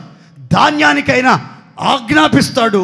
మీ గాదెల్లో ఎల్లప్పుడూ ధాన్యం సమృద్ధిగా ఉంటుంది. మీ గానుగుల మీదుగా క్రొత్త ద్రాక్షారసం పొర్లిపారుతూ ఉంటుంది. మీరు కడుపారా తిని తృప్తి పొంది వింత కార్యాలు జరిగించే మహాదేవుణ్ణి మహిమపరిచేటట్లుగా కరువు అనేది, దరిద్రం అనేది, పేదరికం అనేది, లేమి అనేది ఇవి లేవు. ఈరోజు బియ్యం లేవు, సరుకులు లేవు, వంట ఎలా చెయ్యాలి, గ్యాస్ అయిపోయింది, కరెంటు బిల్లు కట్టలేదని కరెంటు కట్ చేశారు, ఏం చేయాలి, పిల్లల్ని ఎలా రెడీ చేసి పంపించాలి స్కూల్కి, ఆకలి కడుపుతో ఎలా ఉండగలరు, ఇలాంటి ఆలోచనలు ఏవి లేకుండా ప్రతి కుటుంబంలో గుర్తుపెట్టుకోండి, ప్రఖ్యాతి కలిగిన తోటలో, ప్రసిద్ధి కలిగిన తోటలో, సత్తువ కలిగిన తోటలో, ప్రియుని తోటలో, ద్రాక్షల తోటలో, రక్తపు కోటలో అడుగుపెట్టిన ఒక్కొక్కరి జీవితాల్లో కరువు లేకుండా కడు సమృద్ధిని దేవుడు కుమ్మరించునుగాక. సంతోషం చెప్పాలి గట్టిగా హల్లెలూయా. ఎన్నో కుటుంబాలను మనం గమనిస్తూ ఉంటాం. రకరకాల కరువు, ఆహారం కరువు, నీటి కరువు, వస్త్రాల కరువు,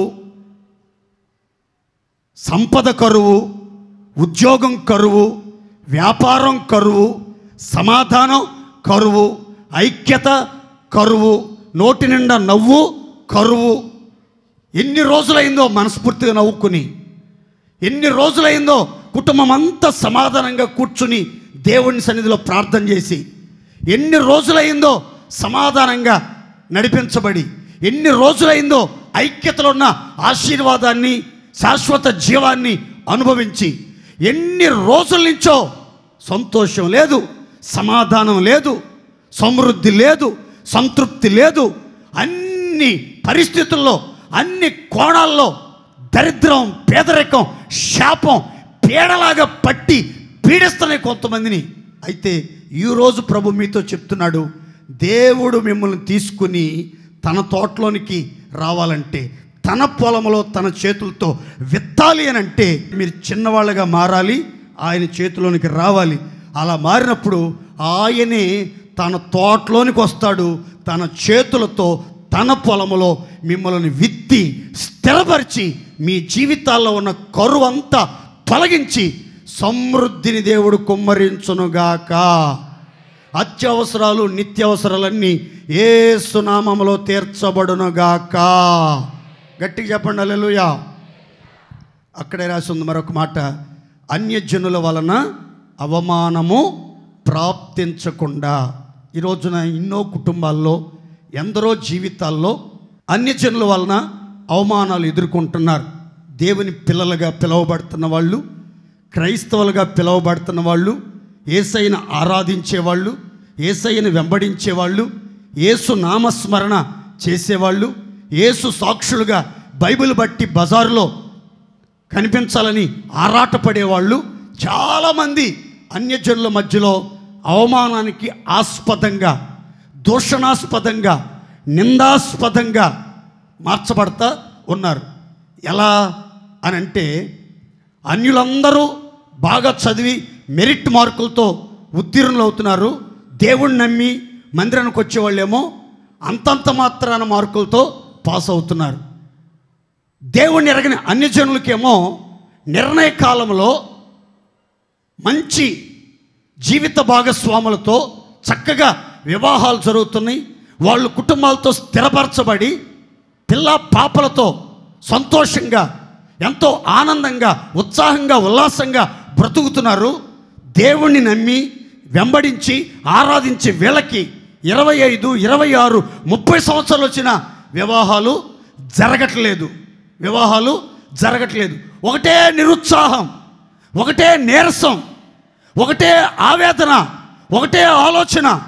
అన్ని జనులు అందరూ అంటున్నారు, మీరు దేవుడని వెళ్ళారు, ఆయన నిజమైన దేవుడని వెళ్ళాడు, ఆ దేవుడు మాకు మేలు చేస్తారని వెళ్ళారు. మీ పిల్లలకి ఇంకా సరైనటువంటి జీవిత భాగస్వాములు దొరకలేదా? ముసలోళ్ళు అయ్యేదాకా దొరకరేమోలే. ఆ యేసు ప్రభులాగా పెళ్లి పెటాకులు లేకుండా అట్టాగే ఆ తెల్లబట్టలు వేసుకుని ఆ ప్రభువుని వెంబడించేటట్లుగా ఉండిపోతారేమోలే అని రకరకాలుగా మిమ్మల్ని చూసి, మీ పిల్లలను చూసి మాట్లాడుతున్నారని కృంగిపోతున్నారా? అవమానాలు ఎదుర్కొంటున్నారా?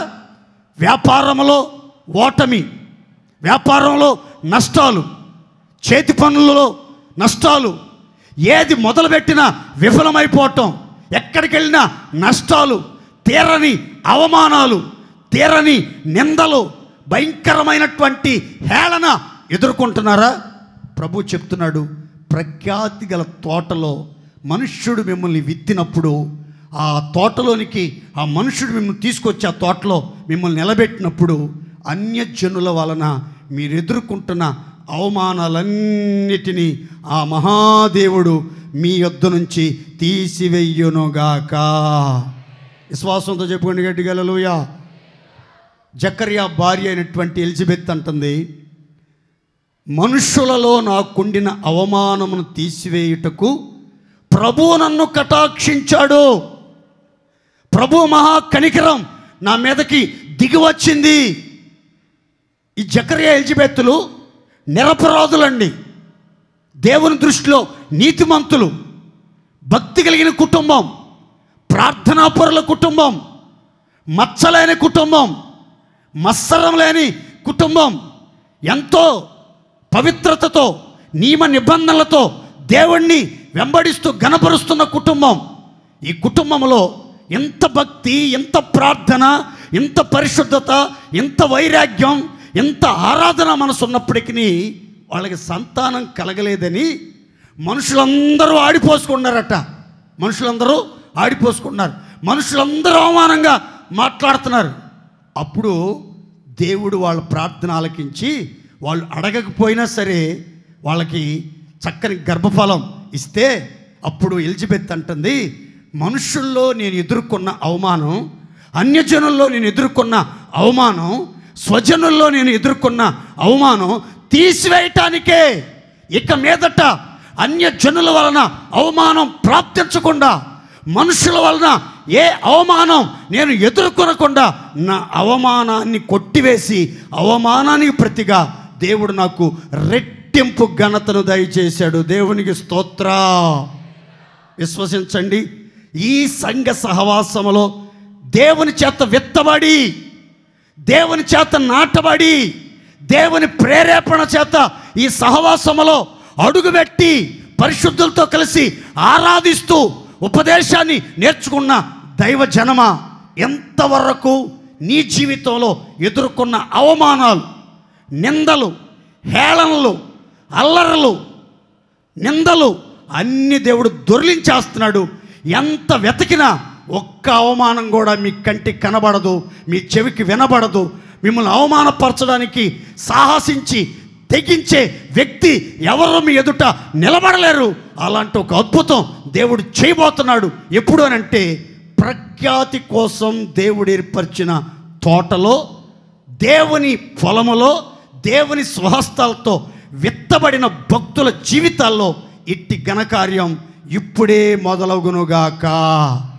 గట్టి స్తోత్రం చెప్దాం, గట్టి హల్లెలూయా, హల్లెలూయా. 4వ మాట, మార్కు సువార్త 4:32. విత్తబడిన తరువాత అది మొలిచి ఎదిగి కూర మొక్కలన్నిటికంటే పెద్దదై గొప్ప కొమ్మలు వేయునుగాక. ఇప్పుడు చూడాలి, మీకు వివరంగా చెప్తాను చూడండి. పరలోక రాజ్యము ఆవగింజను పోలి ఉన్నది.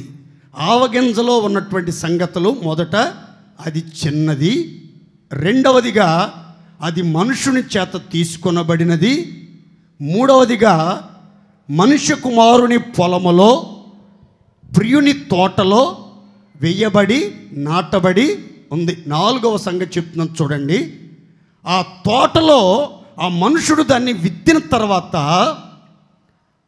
ఆ విత్తనం ఏమైంది అని అంటే, అది చక్కగా మొలిచి ఎదిగి కూర మొక్కలన్నిటికంటే పెద్దదై గొప్ప కొమ్మలు కలిగినటువంటి వృక్షమాయను. దేవునికి స్తోత్ర. నాలుగో సంగతి చెప్తాను చూడండి. నాలుగవదిగా దేవుని పొలములో, దేవుని తోటలో, దేవుని చేతులతో విత్తబడినటువంటి ఈ ఆవగింజ మొలిచి చక్కగా ఎదిగింది. అంటే ఎదుగుదల ఉన్నటువంటి ఆవగింజ. ఎదుగుదల ఆవగింజలో ఏముందంటే ఎదుగుదల ఉన్నట్లుగా మనం గమనిస్తాం. చూడండి, ఒక విత్తనంలో కానీ, ఒక వృక్షంలో కానీ, ఒక మొక్కలో కానీ, ఒక ప్రాణిలో కానీ జీవం అనేది ఉంటే, జీవం ఉన్నంత వరకు ఆ విత్తనం, ఆ మొక్క, ఆ చెట్టు, ఆ వృక్షం ఏమవుతుందంటే ఎదుగుతా ఉంటుంది. దేవుని స్తోత్రం చెప్పండి గట్టిగా. జీవం లేదనుకోండి, వాడిపోద్ది, ఎండిపోద్ది, ఆ తర్వాత వేళ్లతో పెళ్ళగించబడి అగ్నితో కాల్చబడుతుంది. కానీ జీవం ఉన్నంత వరకు, ప్రాణమున్నంత వరకు నాటబడిన ప్రతి మొక్క, మొలిచిన ప్రతి మొక్క ఎదుగుతానే ఉంటుంది, పెద్దదిగా మార్పు చెందుతూనే ఉంటుంది, గొప్ప కొమ్మలతో శాఖోపశాఖలుగా వర్ధిల్లుతూనే ఉంటుంది. ఆవగింజ చాలా చిన్నదండి కూర మొక్కల్లో, కానీ అది ఎంత ఎదిగిందంటే పెద్దదిగా ఎదిగిందట, శాఖోపశాఖలుగా ఎదిగిందట. ఆకాశ పక్షులన్నీ దాని మీదకి వచ్చి నివసించినంతగా ఎదిగిందట. అడవి జంతువులన్నిటికీ నీడనిచ్చే స్థాయికి ఎదిగినట్లుగా ఈ లేఖనం మనం గమనిస్తాం.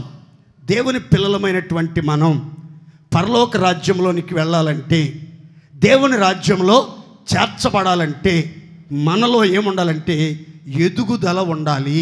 స్తోత్రం చెప్పండి గట్టిగా. కొంతమంది రక్షించబడుతున్నారు, మారు మనసు పొందేమని మాయ మాటలు చెప్తున్నారు, బాప్తిస్మాలు కూడా తీసుకుంటున్నారు, దేవుని తోటలో నాటబడి సారాన్ని పీల్చుకుంటా ఎరువు చేత, బలము చేత పోషించబడతా ఉన్నారు. కానీ కొందరి జీవితాల్లో ఎదుగులేదు, బొదుగులేదు. ఎక్కడేసిన గొంగలి అక్కడే అన్నట్లు, గొర్రెతోక బెత్తిడే అన్నట్లు అదే స్థితి సంవత్సరాలు జరుగుతుండగా ఏ మాత్రం ఎదుగుదల లేనటువంటి స్థితిలో చాలామంది విశ్వాసులు, పరిశుద్ధతలో ఎదుగుదల లేదు, విశ్వాసంలో ఎదుగుదల లేదు, భక్తిలో ఎదుగుదల లేదు, ప్రార్థనలో ఎదుగుదల లేదు, పరిచర్యలో ఎదుగుదల లేదు, ఆత్మ సంబంధమైన విషయాలలో ఎదుగుదల లేనే లేదు. ఎదగాలన్న ఆశ, ఆరాటం, తపన, తాపత్రయం కనబడతలేదు చాలామందిలో. చాలే మనం రక్షించబడ్డాం, మనం ప్రభువుని దేవుడిగా నమ్ముకున్నాం, మంచి మందిరానికి వెళ్తున్నాం, మంచి ఆరాధన చేస్తున్నాం, మంచి దైవజనులు ప్రార్థన చేస్తున్నారు, తృప్తి పడుతున్నారే. కానీ నేను ఎదగాలి, ఎప్పటి వరకు ఎదగాలి, ఎంతవరకు ఎదగాలి, ఏ విషయాల్లో ఎదగాలన్న ఆలోచన మనలో చాలామందికి రావట్లేదండి. నా మాటనండి, ఎదుగుదల లేకుండా ఏ ఒక్కరు కూడా దేవుని రాజ్యంలోనికి చేర్చబడలేరు, పరలోక రాజ్యంలో ప్రవేశించలేరు. కనుక దేవుని పిల్లలారా, ఆత్మ సంబంధమైన విషయాల్లో మనము అన్ని విషయాలలో ఎదుగుదముగాక. గట్టిగా చెప్పండి హల్లెలూయా. కీర్తనలో ఒక శ్రేష్టమైన మాట రాసి ఉంది. చదువుకుందాం. చూడండి, 144వ కీర్తన 12వ శరణం. మా కుమారులు తమ యవన కాలమందు ఎదిగిన మొక్కల వలె ఉన్నారు, మా కుమార్తెలు నగరుకై చెక్కిన మూల కంబలం వలె ఉన్నారు. కంబముల వలె ఉన్నారు. తలల పైకి చూస్తే మీకు ఇక్కడ ఒక 2 మాటలు మీకు వివరంగా చెప్పాలి. ఈ కీర్తనకారుడు చెప్తున్న సుందరమైన మాట, ప్రతి వారిని ఆలోచింపజేసే మాట, ఉన్నతమైన ఆలోచనలతో కూడినటువంటి ఒక మాట ఇక్కడ రాసి ఉంది. మా కుమారులు యవ్వన కాలమందు ఎదిగిన మొక్కల వలె ఉన్నారు. కుక్కల వలె కాదు, ఎదిగిన మొక్కల్లాగా ఉన్నారు. లేత మొక్కల్లాగా కాదు, ముదురు మొక్కల్లాగా కాదు, ఎదిగిన మొక్కల్లాగా ఉన్నారు. రక్షించబడి దేవుని మందిరానికి వస్తున్నటువంటి మీరు ఎలా ఉన్నారు? లేత మొక్కల్లాగా ఒక్క మాట అనగానే అలిగి మూతి ముడుచుకుని పరిచర్యకు దూరమై, మందిరానికి దూరమై, దేవుని కార్యక్రమాల్లో పాలుపొంపులు పొందకుండా ప్రతిదానికి చిన్నపిల్లల్లాగా, లేత మొక్కల్లాగా. లేత మొక్కలు చూడండి, అలా టచ్ చేసామంటే చాలు విరిగిపోతాయి, అలా టచ్ చేసామంటే చాలు వాడిపోతాయి. అలాగే కొంతమంది ఎన్ని సంవత్సరాలుగా మందిరానికి వస్తున్నా లేత మొక్కల్లాగా చిన్న చిన్న విషయాలకే అలగటం, చిన్న చిన్న విషయాలకే అలగటం, చిన్న చిన్న విషయాలకే పేచీలు పెట్టుకోవటం, చిన్న చిన్న విషయాలకే వాళ్ళతో వీళ్ళతో పోల్చుకోవటం. ఈ పరిచర్య చెయ్యండి బ్రదర్ మీరు అన్నామనుకోండి, మేము ఇప్పుడే గుర్తొస్తాం, మిగతా విషయాల్లో గుర్తురాం. వాళ్ళ చేత చేయించుకోండి, వాళ్ళే కనబడుతున్నారుగా మీకు, మేము కనబడంగా. ఇవి ఏ లక్షణాలు అంటే లేత మొక్క లక్షణాలు. ఏ మొక్క లక్షణాలండి? లేత మొక్క. కొంతమంది ముదురు మొక్కలు ఉంటారు సంఘంలో, ముదురులు. బెండకాయలు కానీ, బీరకాయలు కానీ, సొరకాయలు కానీ ముదిరిపోతే పనికిరావు, ఇక ముదిరిపోతే పనికిరావు. అలాగే జీవం కలిగిన దేవుని సంఘంలో కూడా ముదురు ఆంటీలు ఉంటారు అక్కడక్కడ, ముదురు అంకుల్స్ ఉంటారు అక్కడక్కడ. ముదిరిపోయినటువంటి వ్యవహారాలు, ముదురు మాటలు, ముదురు చేష్టలు మాట్లాడే వాళ్ళు ఉంటారు. వాళ్ళ వయసు ఎంత, వాళ్ళు మాట్లాడే ముదురు మాటలు ఎంత, వాళ్ళ వయసు ఎంత? వాళ్ళ వయసు తిప్పి తిప్పి కొట్టినా 15 ఉండవు. వాళ్ళు 40 సంవత్సరాలు, 45 సంవత్సరాలు, 50 సంవత్సరాల వయసు వాళ్ళని ఏదో నోటికి ఏదొస్తే అది మాట్లాడుతూ ఉంటారు.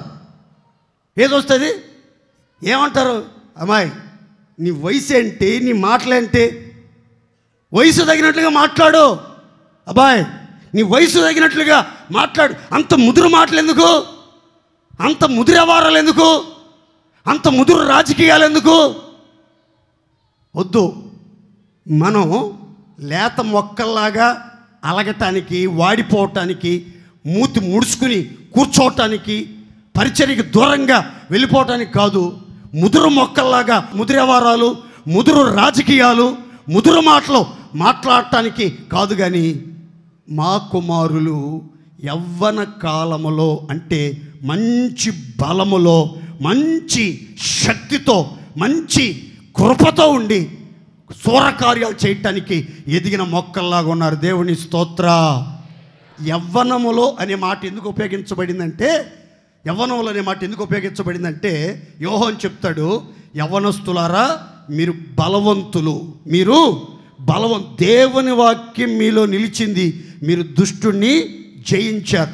ఈ ఎదిగిన యవ్వన కాలపు మొక్కలంటే అర్థం ఏంటంటే, వాక్యములో బలవంతులై, స్తుతి ఆరాధనలో బలవంతులై, ప్రార్థనలో బలవంతులై, విశ్వాసములో బలవంతులై, పరిశుద్ధతలో బలవంతులై, ప్రార్థనలో బలవంతులై, పరిశుద్ధతలో బలవంతులై, పరిచర్యలో బలవంతులై, దుష్టుని తంత్రములను జయించి విజయోత్సవాలతో నడిపించబడుతున్నటువంటి పిల్లలుగా మా కుమారులు ఉన్నారని అక్కడ కీర్తనాకారుడు చెప్తున్నాడు.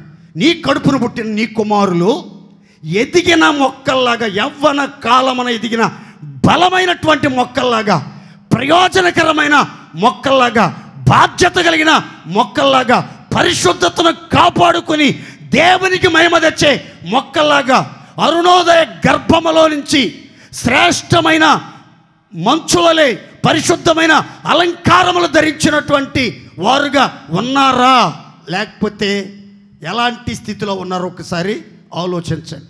కుమార్తెల గురించి అక్కడ రాసి ఉంది, మా కుమార్తెలు నగరునకై అంటే రాజనగర కోసం చెక్కబడిన మూల కంబము. కంబం అంటే స్తంభం, గుర్తుపెట్టుకోండి. కంబం అంటే ఏంటది? స్తంభం. ఇప్పుడు రాజకోట, రాజనగరు అంటే దేవుని మందిరం. దేవుని స్తోత్రం చెప్పండి గట్టిగా. ఆ మందిరములో కొన్ని ప్రత్యేకమైన స్తంభాలు ఉన్నాయట. ఆ స్తంభాలు అలంకారంగా ఉన్నాయి, ఆ తర్వాత ఆధారంగా ఉన్నాయి. ఆ రాజకోటకి ఆధారంగా ఉన్నాయి, ఆ రాజకోటకి అలంకారంగా ఉన్నాయి. ఆ స్తంభాలు అలంకారంగా ఉండటానికి ఆధారంగా ఉండి ఆ భారాన్ని, ఆ రాజకోట భారాన్ని, ఆ రాజకోట బరువుని భరిస్తున్న ఈ యొక్క కుమార్తెల గురించి బైబిల్ చెప్తుంది. ఆ రెండు స్తంభాలు, ఆ మందిరంలో రాజకోటలో ఉన్నటువంటి ఆ స్తంభాలు ఏంటంటే చెక్కబడినటువంటి స్తంభాలవి. దేవునికి స్తోత్రం కలుగును గాక. ఏ స్తంభాలు? చెక్కబడ్డాయి. మరి మీ కుమార్తెలను చెక్కుతున్నారా? రాజకోటలో ఈ సంఘంలో నా కూతురు అలంకారంగా ఉండాలి, నా సంఘంలో నా కూతురు ఆధారంగా, ఆదర్శప్రాయంగా, మార్గదర్శిగా, యువతరానికి రోల్ మోడల్గా ఉండాలి అని తట్లుగా భావించి నీ కూతురుని సరైన రీతిలో చెక్కుతున్నావా, చెక్కకుండా వదిలేస్తున్నావా? చెక్కుతున్నావా లేదా? సామెతల గ్రంథకర్త అంటాడు, బుద్ధి వచ్చునని మీ కుమార్తెలను శిక్షించండి, వాడు చావాలని కోరుకోబాగండి. పిల్లల్ని శిక్షించాలి, క్రమశిక్షణలో పెంచాలి, దేవుని బోధలో పెంచాలి, వాక్యానుసారంగా పెంచాలి, చక్కగా చెక్కాలి, అపురూపంగా చెక్కాలి. మీ పిల్లలంటే మీకు విపరీతమైన ప్రేమ ఉండొచ్చు, మీ పిల్లలంటే మీకు పంచ ప్రాణాలై ఉండొచ్చు. మీ పిల్లల కంట్లో నలుసుబడితే మీ కాళ్ళలో గుణపం గుచ్చుకున్నంత తీవ్రమైన బాధ, రక్తస్రావం వచ్చినంత పరిస్థితి మీకు కలగవచ్చు.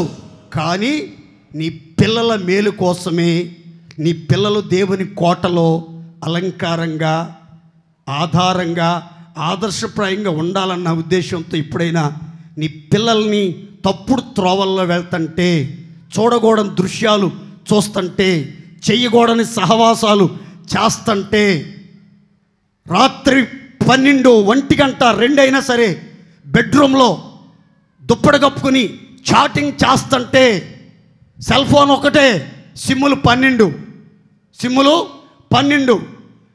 సిమ్ములకి రీఛార్జ్ చేస్తూ ఉంటుంది.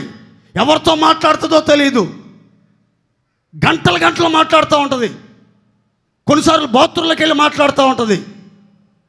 తెలుసు కానీ తెలియనట్లుగా అమ్మాయికి తెలిస్తే ఎక్కడ బాధపడిద్దో పోనీలే అని సమర్థించుకుంటా ఉన్నారనుకోండి, మీ చేతులారా మీ పిల్లల భవిష్యత్తు సర్వనాశనం చేసిన తల్లిదండ్రులుగా చరిత్రలో నిలబడిపోతారు. అలా కాకుండా ప్రారంభ దశలోనే వాళ్ళు ట్రాక్ అవుట్ అవుతున్నప్పుడే, దారి తప్పిపోతున్నప్పుడే, చెడు మార్గాల వైపు ఆకర్షించబడుతున్నప్పుడే, లోక ప్రేమల వారిలో ప్రవేశిస్తున్నప్పుడే వాళ్ళ చూపులు మారిపోతున్నాయి, ఆలోచనలు మారిపోతున్నాయి, అభిరుచులు మారిపోతున్నాయి, ఉద్దేశాలు మారిపోతున్నాయి, నడవడిక మారిపోతుంది, వస్త్రధారణ మారిపోతుంది, అలంకరణలు మారిపోతున్నాయి.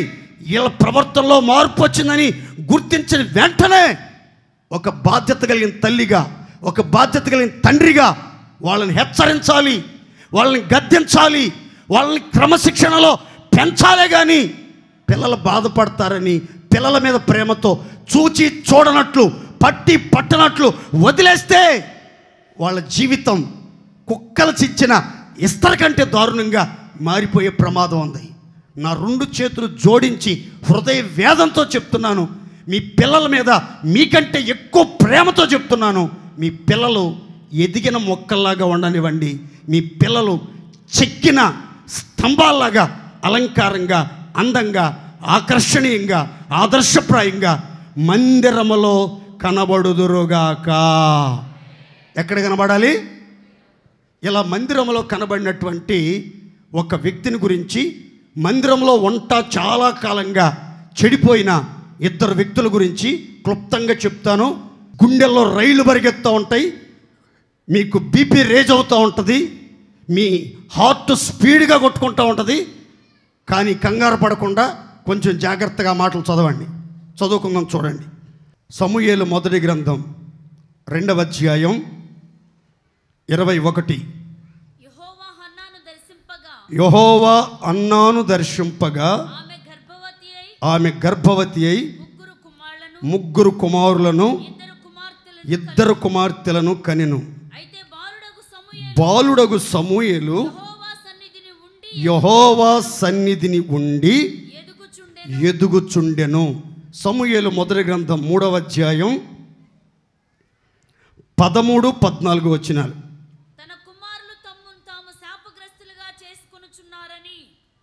తన కుమారులు తమ్మును తామే శాపగ్రస్తులనుగా చేసుకొనుచున్నారని తాను ఎరిగియు వారిని అడ్డగించలేదు గనుక అతని ఇంటికి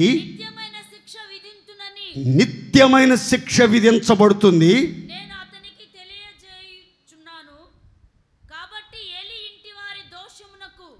ఏలి ఇంటి వారి దోషమునకు బలి చేతనైనను నైవేద్యము చేతనైనను ఎన్నటికీ ప్రాయశ్చిత్తం చేయబడదు, ఎన్నటికీ వారి దోషాలు తొలగించబడవు. ఇంకొక మాట కూడా చదివిన తర్వాత నేను మీకు వివరంగా చెప్తాను. మొదటి సమూయేలు 2:29 చివరి భాగం. నాకంటే నీ కుమారులను నీవు గొప్ప చేయుచున్నావు. తలల పైకెత్తి చూస్తే నీకు ఇక్కడ ఈ సందర్భంలో ఒక 2 కుటుంబాల చరిత్రలు మీకు చెప్తాను. చాలా జాగ్రత్తగా వినాలి అందరూ. హన్నా ప్రార్థన చేసుకుంది, సంతానం కావాలి, మగ పిల్లోడే పుట్టాలి, వాడిని ప్రభువు సేవకే ప్రతిష్ఠిస్తాను అని తన తీర్మానం ప్రకారం ప్రార్థన ఆలకించిన దేవుడు కుమారుని ఇచ్చాడు.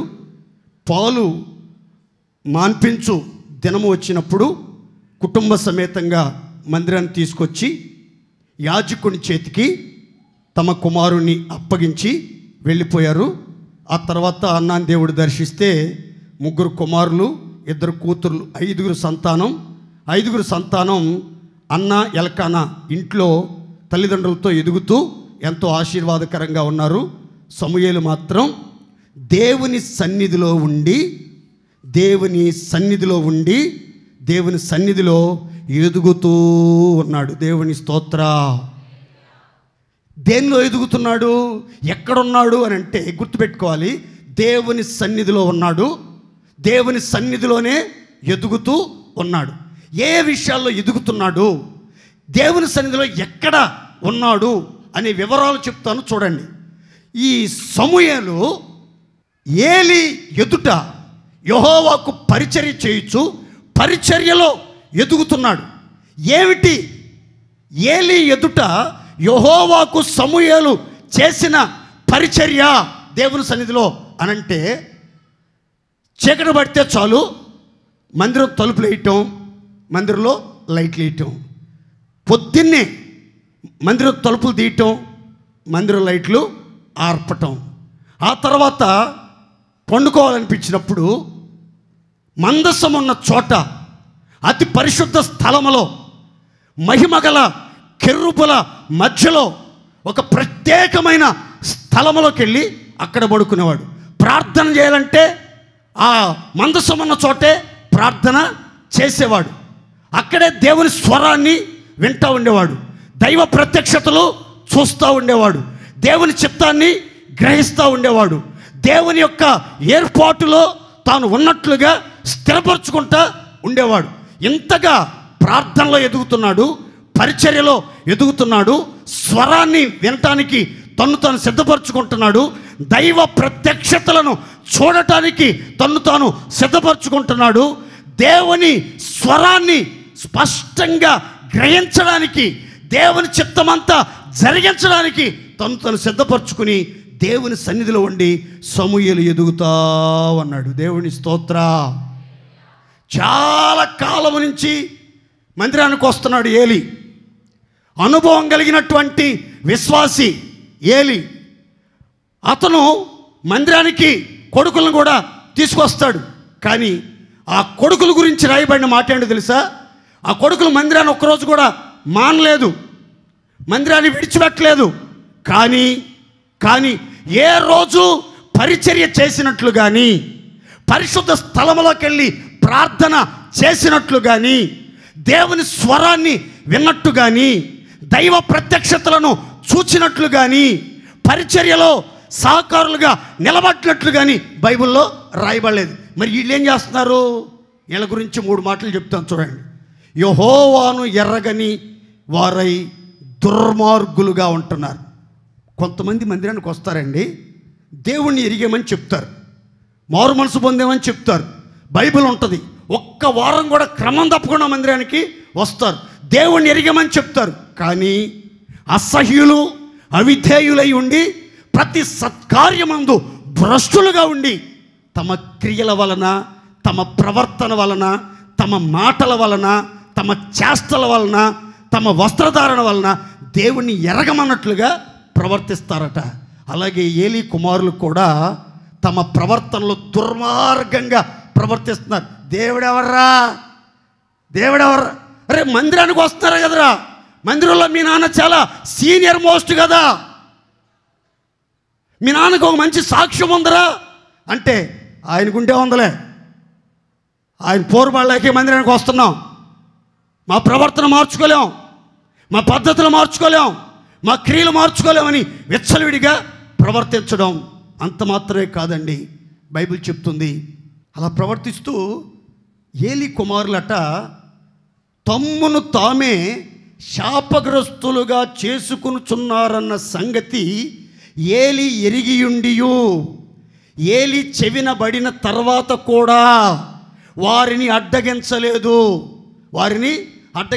అయ్యా మీరు చెడ్డ కార్యములు చేయుచున్నారు, మీరు పరిచర్య చేయటానికి వచ్చే స్త్రీలతో అసభ్యంగా ప్రవర్తిస్తున్నారు, మీరు మందిరంలో గుట్టుగా ఉండట్లేదు, ప్రత్యేకంగా ఉండట్లేదు, మీరు నా పరువు తీసేటట్లుగా ఉన్నారా, కొంచెం జాగ్రత్తరా బాబు, ఇది మందిరం, ఇది జీవము కలిగిన దేవుని సంఘం, ఎన్నో సంవత్సరాలుగా ఈ మందిరానికి మేము కట్టుబడి ఉన్నాం, ఎక్కడ ఏదైనా జరిగితే మేము తలెత్తుకుని తిరగలేమురా. ఏ రోజు పిల్లలతో మాట్లాడలేదంటండి. వాళ్ళని శాపగ్రస్తులుగా చేసుకుంటుంటే వాళ్ళు ఆ సంగతి తెలిసి కూడా, ఎరిగుండి కూడా వాళ్ళని పొరపాటున అడ్డగించలేదట. ఎందుకు అడ్డగించలేకపోయేవి? ఎందుకు హెచ్చరించలేకపోయేవి? ఎందుకు మంచి మార్గంలోకి వాళ్ళని తీసుకురాలేకపోయేవి అంటే దేవుడు చెప్తున్నాడు ఏలీతో, ఏలీ నాకంటే నీవు నీ కుమారులను ఎక్కువగా ఎంచుచున్నావు. ఎంత భయంకరమైన మాట చూడండి. మీ పిల్లలు తమ క్రియల వలన, తమ ప్రవర్తన వలన, తమ మాటల వలన తమ్మును తాము శాపగ్రస్తులుగా మార్చుకుంటున్నారు. ఎవరో శపించడం కాదు, ఎవరో నిందించడం కాదు, ఎవరో అల్లరిపాలు చేయటం కాదు. కొంతమంది వచ్చి చెప్తూ ఉంటారు, మా పిల్లలు చాలా బుద్ధిమంతులు, మా పిల్లల నోట్లో ఏలు పెడితే కొరకరు, మా పిల్లలు ఇంటి దగ్గర తలకాయ దించుకుంటే కాలేజీలో ఎత్తుతారు, కాలేజీలో దించుకుంటే ఇంటి దగ్గర ఎత్తుతారు, మా పిల్లలు ఇంటి దగ్గర దించుకుంటే చర్చిలో ఎత్తుతారు తల, మళ్ళా చర్చి దగ్గర దించితే ఇంటి దగ్గర ఎత్తుతారు. అంత భక్తికి మా పిల్లలు అమాయకులు, అసలు ఏమీ తెలియని నంగనాసి టింగుబొర్రలు మా పిల్లలు, ఉత్త పుణ్యానికే వీళ్ళని శపిస్తున్నారు, నిందిస్తున్నారు, అవమానపరుస్తున్నారు, హేళన చేస్తున్నారు అని మాట్లాడుతూ ఉంటారు. నా మాటనండి, ఇక్కడ ఏలీ కుమారుల గురించి దేవుడు చెప్తున్నాడు, తన కుమారులు తమ్మును తాము శాపగ్రస్తులుగా చేసుకుంటున్నారని ఎరిగి. నా మాటనండి తల్లిదండ్రులారా, యవనస్తులారా, నా మాటనండి, మిమ్మల్ని మీరు చేతులారా శాపగ్రస్తులుగా మార్చుకోబాకండి. దేవుని శాపానికి గురిగా బాకండి. దేవుని ఉగ్రతకి గురిగా బాకండి. దేవుని నిత్యమైన శిక్ష మీ మీదకి దిగివచ్చేదానికి మీరు కారకులుగా మార్చబడబాకండి. మీ చెడు కార్యాలు మానుకోండి. మీరు చేసే ఎటకారపు చేష్టలు మానండి. దేవుని సన్నిధిలో ఇవ్వాల్సిన నైవేద్యాలు, దేవునికి అర్పించాల్సిన బలులు వీళ్ళు తీసుకుని తిని తమ హృదయాలను, తమ శరీరాలను క్రొవ్వబెట్టుకున్నారట. ఆ సంగతి తెలిసి కూడా ఏమి నివారించకుండా, ఏమీ హెచ్చరించకుండా ముసి నవ్వులు నవ్వుకుంటున్నాడట ఏలి.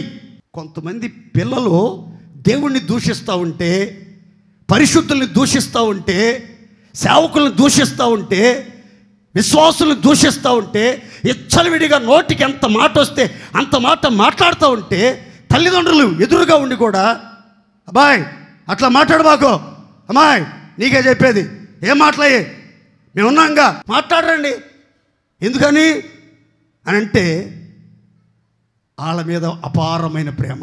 దేవుడి కంటే, మందిరం కంటే, సేవకుల కంటే కడుపును పుట్టిన పిల్లలంటేనే ఎక్కువ ప్రేమ.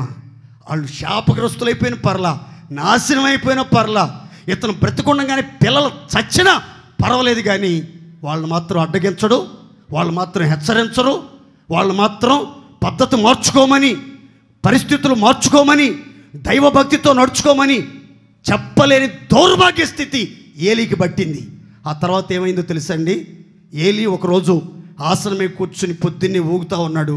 ఒక వార్త వచ్చింది, అయ్యా నీ 2 కొడుకులు చచ్చిపోయారు అని. కొంచెం భారీ దేహం అండి, గజ వణుకుతున్నాడు. ఒక్కసారి కుర్చీ మీద నుంచి వెనక్కాని అనేసరికి మెడ విరిగి అక్కడికక్కడే చచ్చాడు. ముందు కుమారులు 2 ఒకసారి చచ్చారు, బిడ్డలు 2 ఒక్కరోజు చచ్చారు. ఆ వార్త విన్నాడు. ఆ తర్వాత అతను కూడా మెడ విరిగి చచ్చాడు.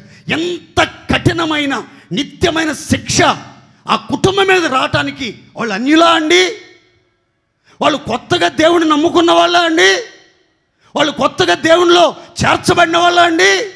వాళ్ళు కొత్తగా బైబుల్ నేర్చుకుంటున్న వాళ్ళ అండి? కాదండి. ఎంతో కాలంగా షిలోహులో పేరు ప్రఖ్యాతులు పొందినవాడు, ఎంతో కాలంగా దేవుని పేరట ప్రార్థనలు చేయొచ్చు, యాజక ధర్మం జరిగిస్తున్నాడు. కానీ తమ పిల్లల జీవితాలలో వాళ్ళు ఎదగవలసిన రీతిలో ఎదగకుండా, వాళ్ళని పట్టించుకోకుండా వాళ్ళ ఇష్టానికి వాళ్ళని వదిలేశాడు. నా మాటనండి, నాకు వచ్చిన ఆలోచన ఈ వాక్యం చదువుతుంటే పొద్దుని బాగా ఏడ్చాను నేను దేవుడి సన్నిధిలో. ఏంటో తెలుసా అండి?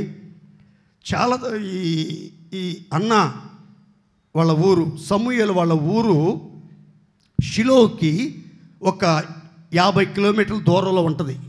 30 మైళ్ళు అన్నారు, 30 మైళ్ళు అని చెప్పారు. 50 కిలోమీటర్ల దూరంలో ఉంటుంది. అక్కడి నుంచి తీసుకొచ్చి ఈ మందిరంలో వదిలిపెట్టింది. పండక్కి సంవత్సరానికి ఒకసారి వస్తూ ఉంటారు. వీళ్ళేమో ఎప్పుడు మందిరంలోనే ఉంటున్నారు. ఇప్పుడు చూడండి, దూరం నుంచి వచ్చిన వాడేమో మందసమున్న స్థలంలో పండుకుంటున్నాడు, పరిచర్యలో ఎదుగుతున్నాడు, సన్నిధిలో ఎదుగుతున్నాడు, దేవుని స్వరాన్ని వింటూ ఎదుగుతున్నాడు, దైవ ప్రత్యక్షతలు చూస్తూ ఎదుగుతున్నాడు, దైవ దర్శనాలు పొందుకుంటా ఎదుగుతున్నాడు. మందిరంలో చాలా కాలంగా ఉంటున్నటువంటి వాళ్ళకి ఒక్కసారైనా రే మనం అంతా ఇక్కడ పండుకోనంటే వాడు ఏంద్ర ప్రత్యేకంగా అతి పరిశుద్ధ స్థలంలో పండుకున్నాడు, అసలు పండుకోవాల్సింది వాస్తవానికి సీనియర్లు ఎవరు ఇక్కడ? ఏలీ కుమారులు. అసలు వాళ్ళకి ఆలోచన కూడా రాలేదండి. ఏ విచిత్రం! సేవలో కూడా కొంతమంది సేవకులను చూస్తుంటే గుండె తరుక్కుపోతూ ఉంటుంది నాకు ఒక్కొక్కసారి. చాలా సీనియారిటీ ఉంటుంది, చాలా అనుభవం ఉంటుంది, కానీ పరిశుద్ధతను గురించిన దర్శనం కానీ, ఆ భక్తి భావజాలాలు కానీ, ప్రార్థన కానీ, పరిచర్యలో నమ్మకంగా ముందుకు సాగాలన్న సంగతి కానీ, సాక్ష్యాన్ని కాపాడుకోవాలన్న ఆలోచన కానీ లేకుండా కొంతమంది ఏదో బ్రతుకు తెరువు కోసమే సేవకు వచ్చామన్నట్లుగా, దేహాన్ని పోషించుకోవడానికే సేవకు వచ్చామన్నట్లుగా, చేతి నిండా డబ్బు, ఒంటి మీద మంచి బట్టలు, మంచి సెల్ ఫోను, మంచి ఆహారం, మంచి వాహనాలు, మంచి సౌకర్యాలు, చాలురా బాబు, ఎంతకాలం బతుకుతామో తెలియదు, బతికిన 4 రోజులు కష్టాలు పడినంతకాలం పడ్డాం, ఎకన్నా కొంచెం సుఖంగా బతుకుదామన్న ఆలోచనతో నిర్లక్ష్యంగా సేవ చేస్తున్నారే కానీ ఆ సమూయేల్లాగా, ఆ బుడ్డోళ్ళలాగా వైరాగ్యంగా సన్నిధిలో ఉండి యవ్వన కాలం ముందు ఎదిగిన మొక్కలాగా, నగరకై చెక్కబడిన మూల స్తంభాల్లాగా, మందసమున్న స్థలములో, దైవ మహిమ ప్రసరించబడే స్థలంలో, దేవుని స్వరం వినబడే స్థలంలో, దైవ దర్శనం కలిగే స్థలంలో నేనుండాలి, నా పిల్లలు ఉండాలన్న ఆరాటం ఏది? పిల్లలు తమ్మును తాము శాపగ్రస్తులుగా చేసుకుంటుంటే మందిరానికి వచ్చే స్త్రీలతో అసభ్యంగా లైంగిక వేధింపులు వేధిస్తూ రౌడీ మోకల్లాగా మందిరంలో ప్రవర్తిస్తుంటే ఒక్క రోజైనా బాధ్యత కలిగిన తండ్రిగా హెచ్చరించలేదండి. హెచ్చరించలేదు, అడ్డగించలేదు. ఎందుకు? దేవుని కంటే, యాజకుల కంటే, పరిచారకుల కంటే, సమర్పించబడిన సేవకుల కంటే తన పిల్లలే తనకి ఎక్కువైపోయారట. మీ పిల్లల్ని ప్రేమించండి, కానీ దేవుని కంటే ఎక్కువ ప్రేమించబాకండి. మందిరం కంటే ఎక్కువ ప్రేమించబాకండి. సమర్పించుకున్న సేవకుల కంటే ఎక్కువగా ప్రేమించబాకండి. అలా ప్రేమించారంటే మీ చేతులారా మీ కళ్ళతో చూస్తూ ఉండగానే మీ పిల్లలు శాపగ్రస్తులుగా మారిపోతారు. మీ పిల్లల మీదకి, నీ ఇంటి మీదకి నిత్యమైన శిక్ష దిగి వస్తుంది. ఇది దేవుని మాట, దీన్ని మార్చలేం మనం. ఇందులో ఈ మాటలన్నీ దేవుడు చెప్తే సమూయేలుని పిలిచి ఏలి అడిగాడు, ఏంట్రా బాయ్, దేవుడు నీతో మాట్లాడినట్టున్నాడుగా రాత్రి, ఏం జరిగిందో చెప్పరా అంటే భయపడ్డాడు. తర్వాత చెప్తే ఏలి ఏమన్నాడు తెలుసా అండి? నాకు ఆశ్చర్యం అనిపించింది. అసలు ఏమన్నాడు తెలుసా? సెలవిచ్చినవాడు యెహోవా, తన దృష్టికి అనుకూలమైనది ఆయన చెయ్యునుగాక. నా పిల్లల్ని చంపితే చంపుకొని, శపిస్తే శపించని, శిక్ష పంపిస్తే పంపించని, నేను చేయగలిగింది ఏమి లేదు. సెలవిచ్చింది ఆయనే కాబట్టి ఆయన చేయాలనుకుంది ఆయన చేసేస్తాడు, నేనేం చేయలేనిక అన్నాడే. కానీ అప్పుడైనా తన పిల్లల్ని కూర్చోబెట్టి తన పిల్లలకి కఠినమైన బోధ చెప్పి వాళ్ళని క్రమశిక్షణలోనికి నడిపించాలన్న ఆలోచన రాలేదండి. సీనియారిటీ ఎందుకండి? సీనియారిటీ ఎందుకు? పిల్లల్ని నాశనం చేసుకోవటానిక? పిల్లల్ని చంపుకోవటానిక? పిల్లల భవిష్యత్తును నాశనం చేయటానిక? మీకున్న ఆత్మీయ అనుభవంతో మీ పిల్లలకు మంచి భవిష్యత్తునివ్వండి, మంచి ఆత్మీయ సంపదనివ్వండి, క్రమశిక్షణతో కూడిన జీవితాన్ని అలవర్చుకునేటట్లుగా వారిని ప్రోత్సహించండి, భక్తిలో వాళ్ళని పెంచండి. భావితరాలకు వాళ్ళు ఆశీర్వాదకరంగా ఉందురుగాక. ఎక్కడ ఎదగాలంటే సన్నిధిలో ఉండి ఎదగాలి. ఎంతవరకు ఎదగాలంటే బైబిల్ అంటుంది, క్రీస్తు వలె ఉండుటకు మనము అన్ని విషయములలో ఎదుగుదముగాక.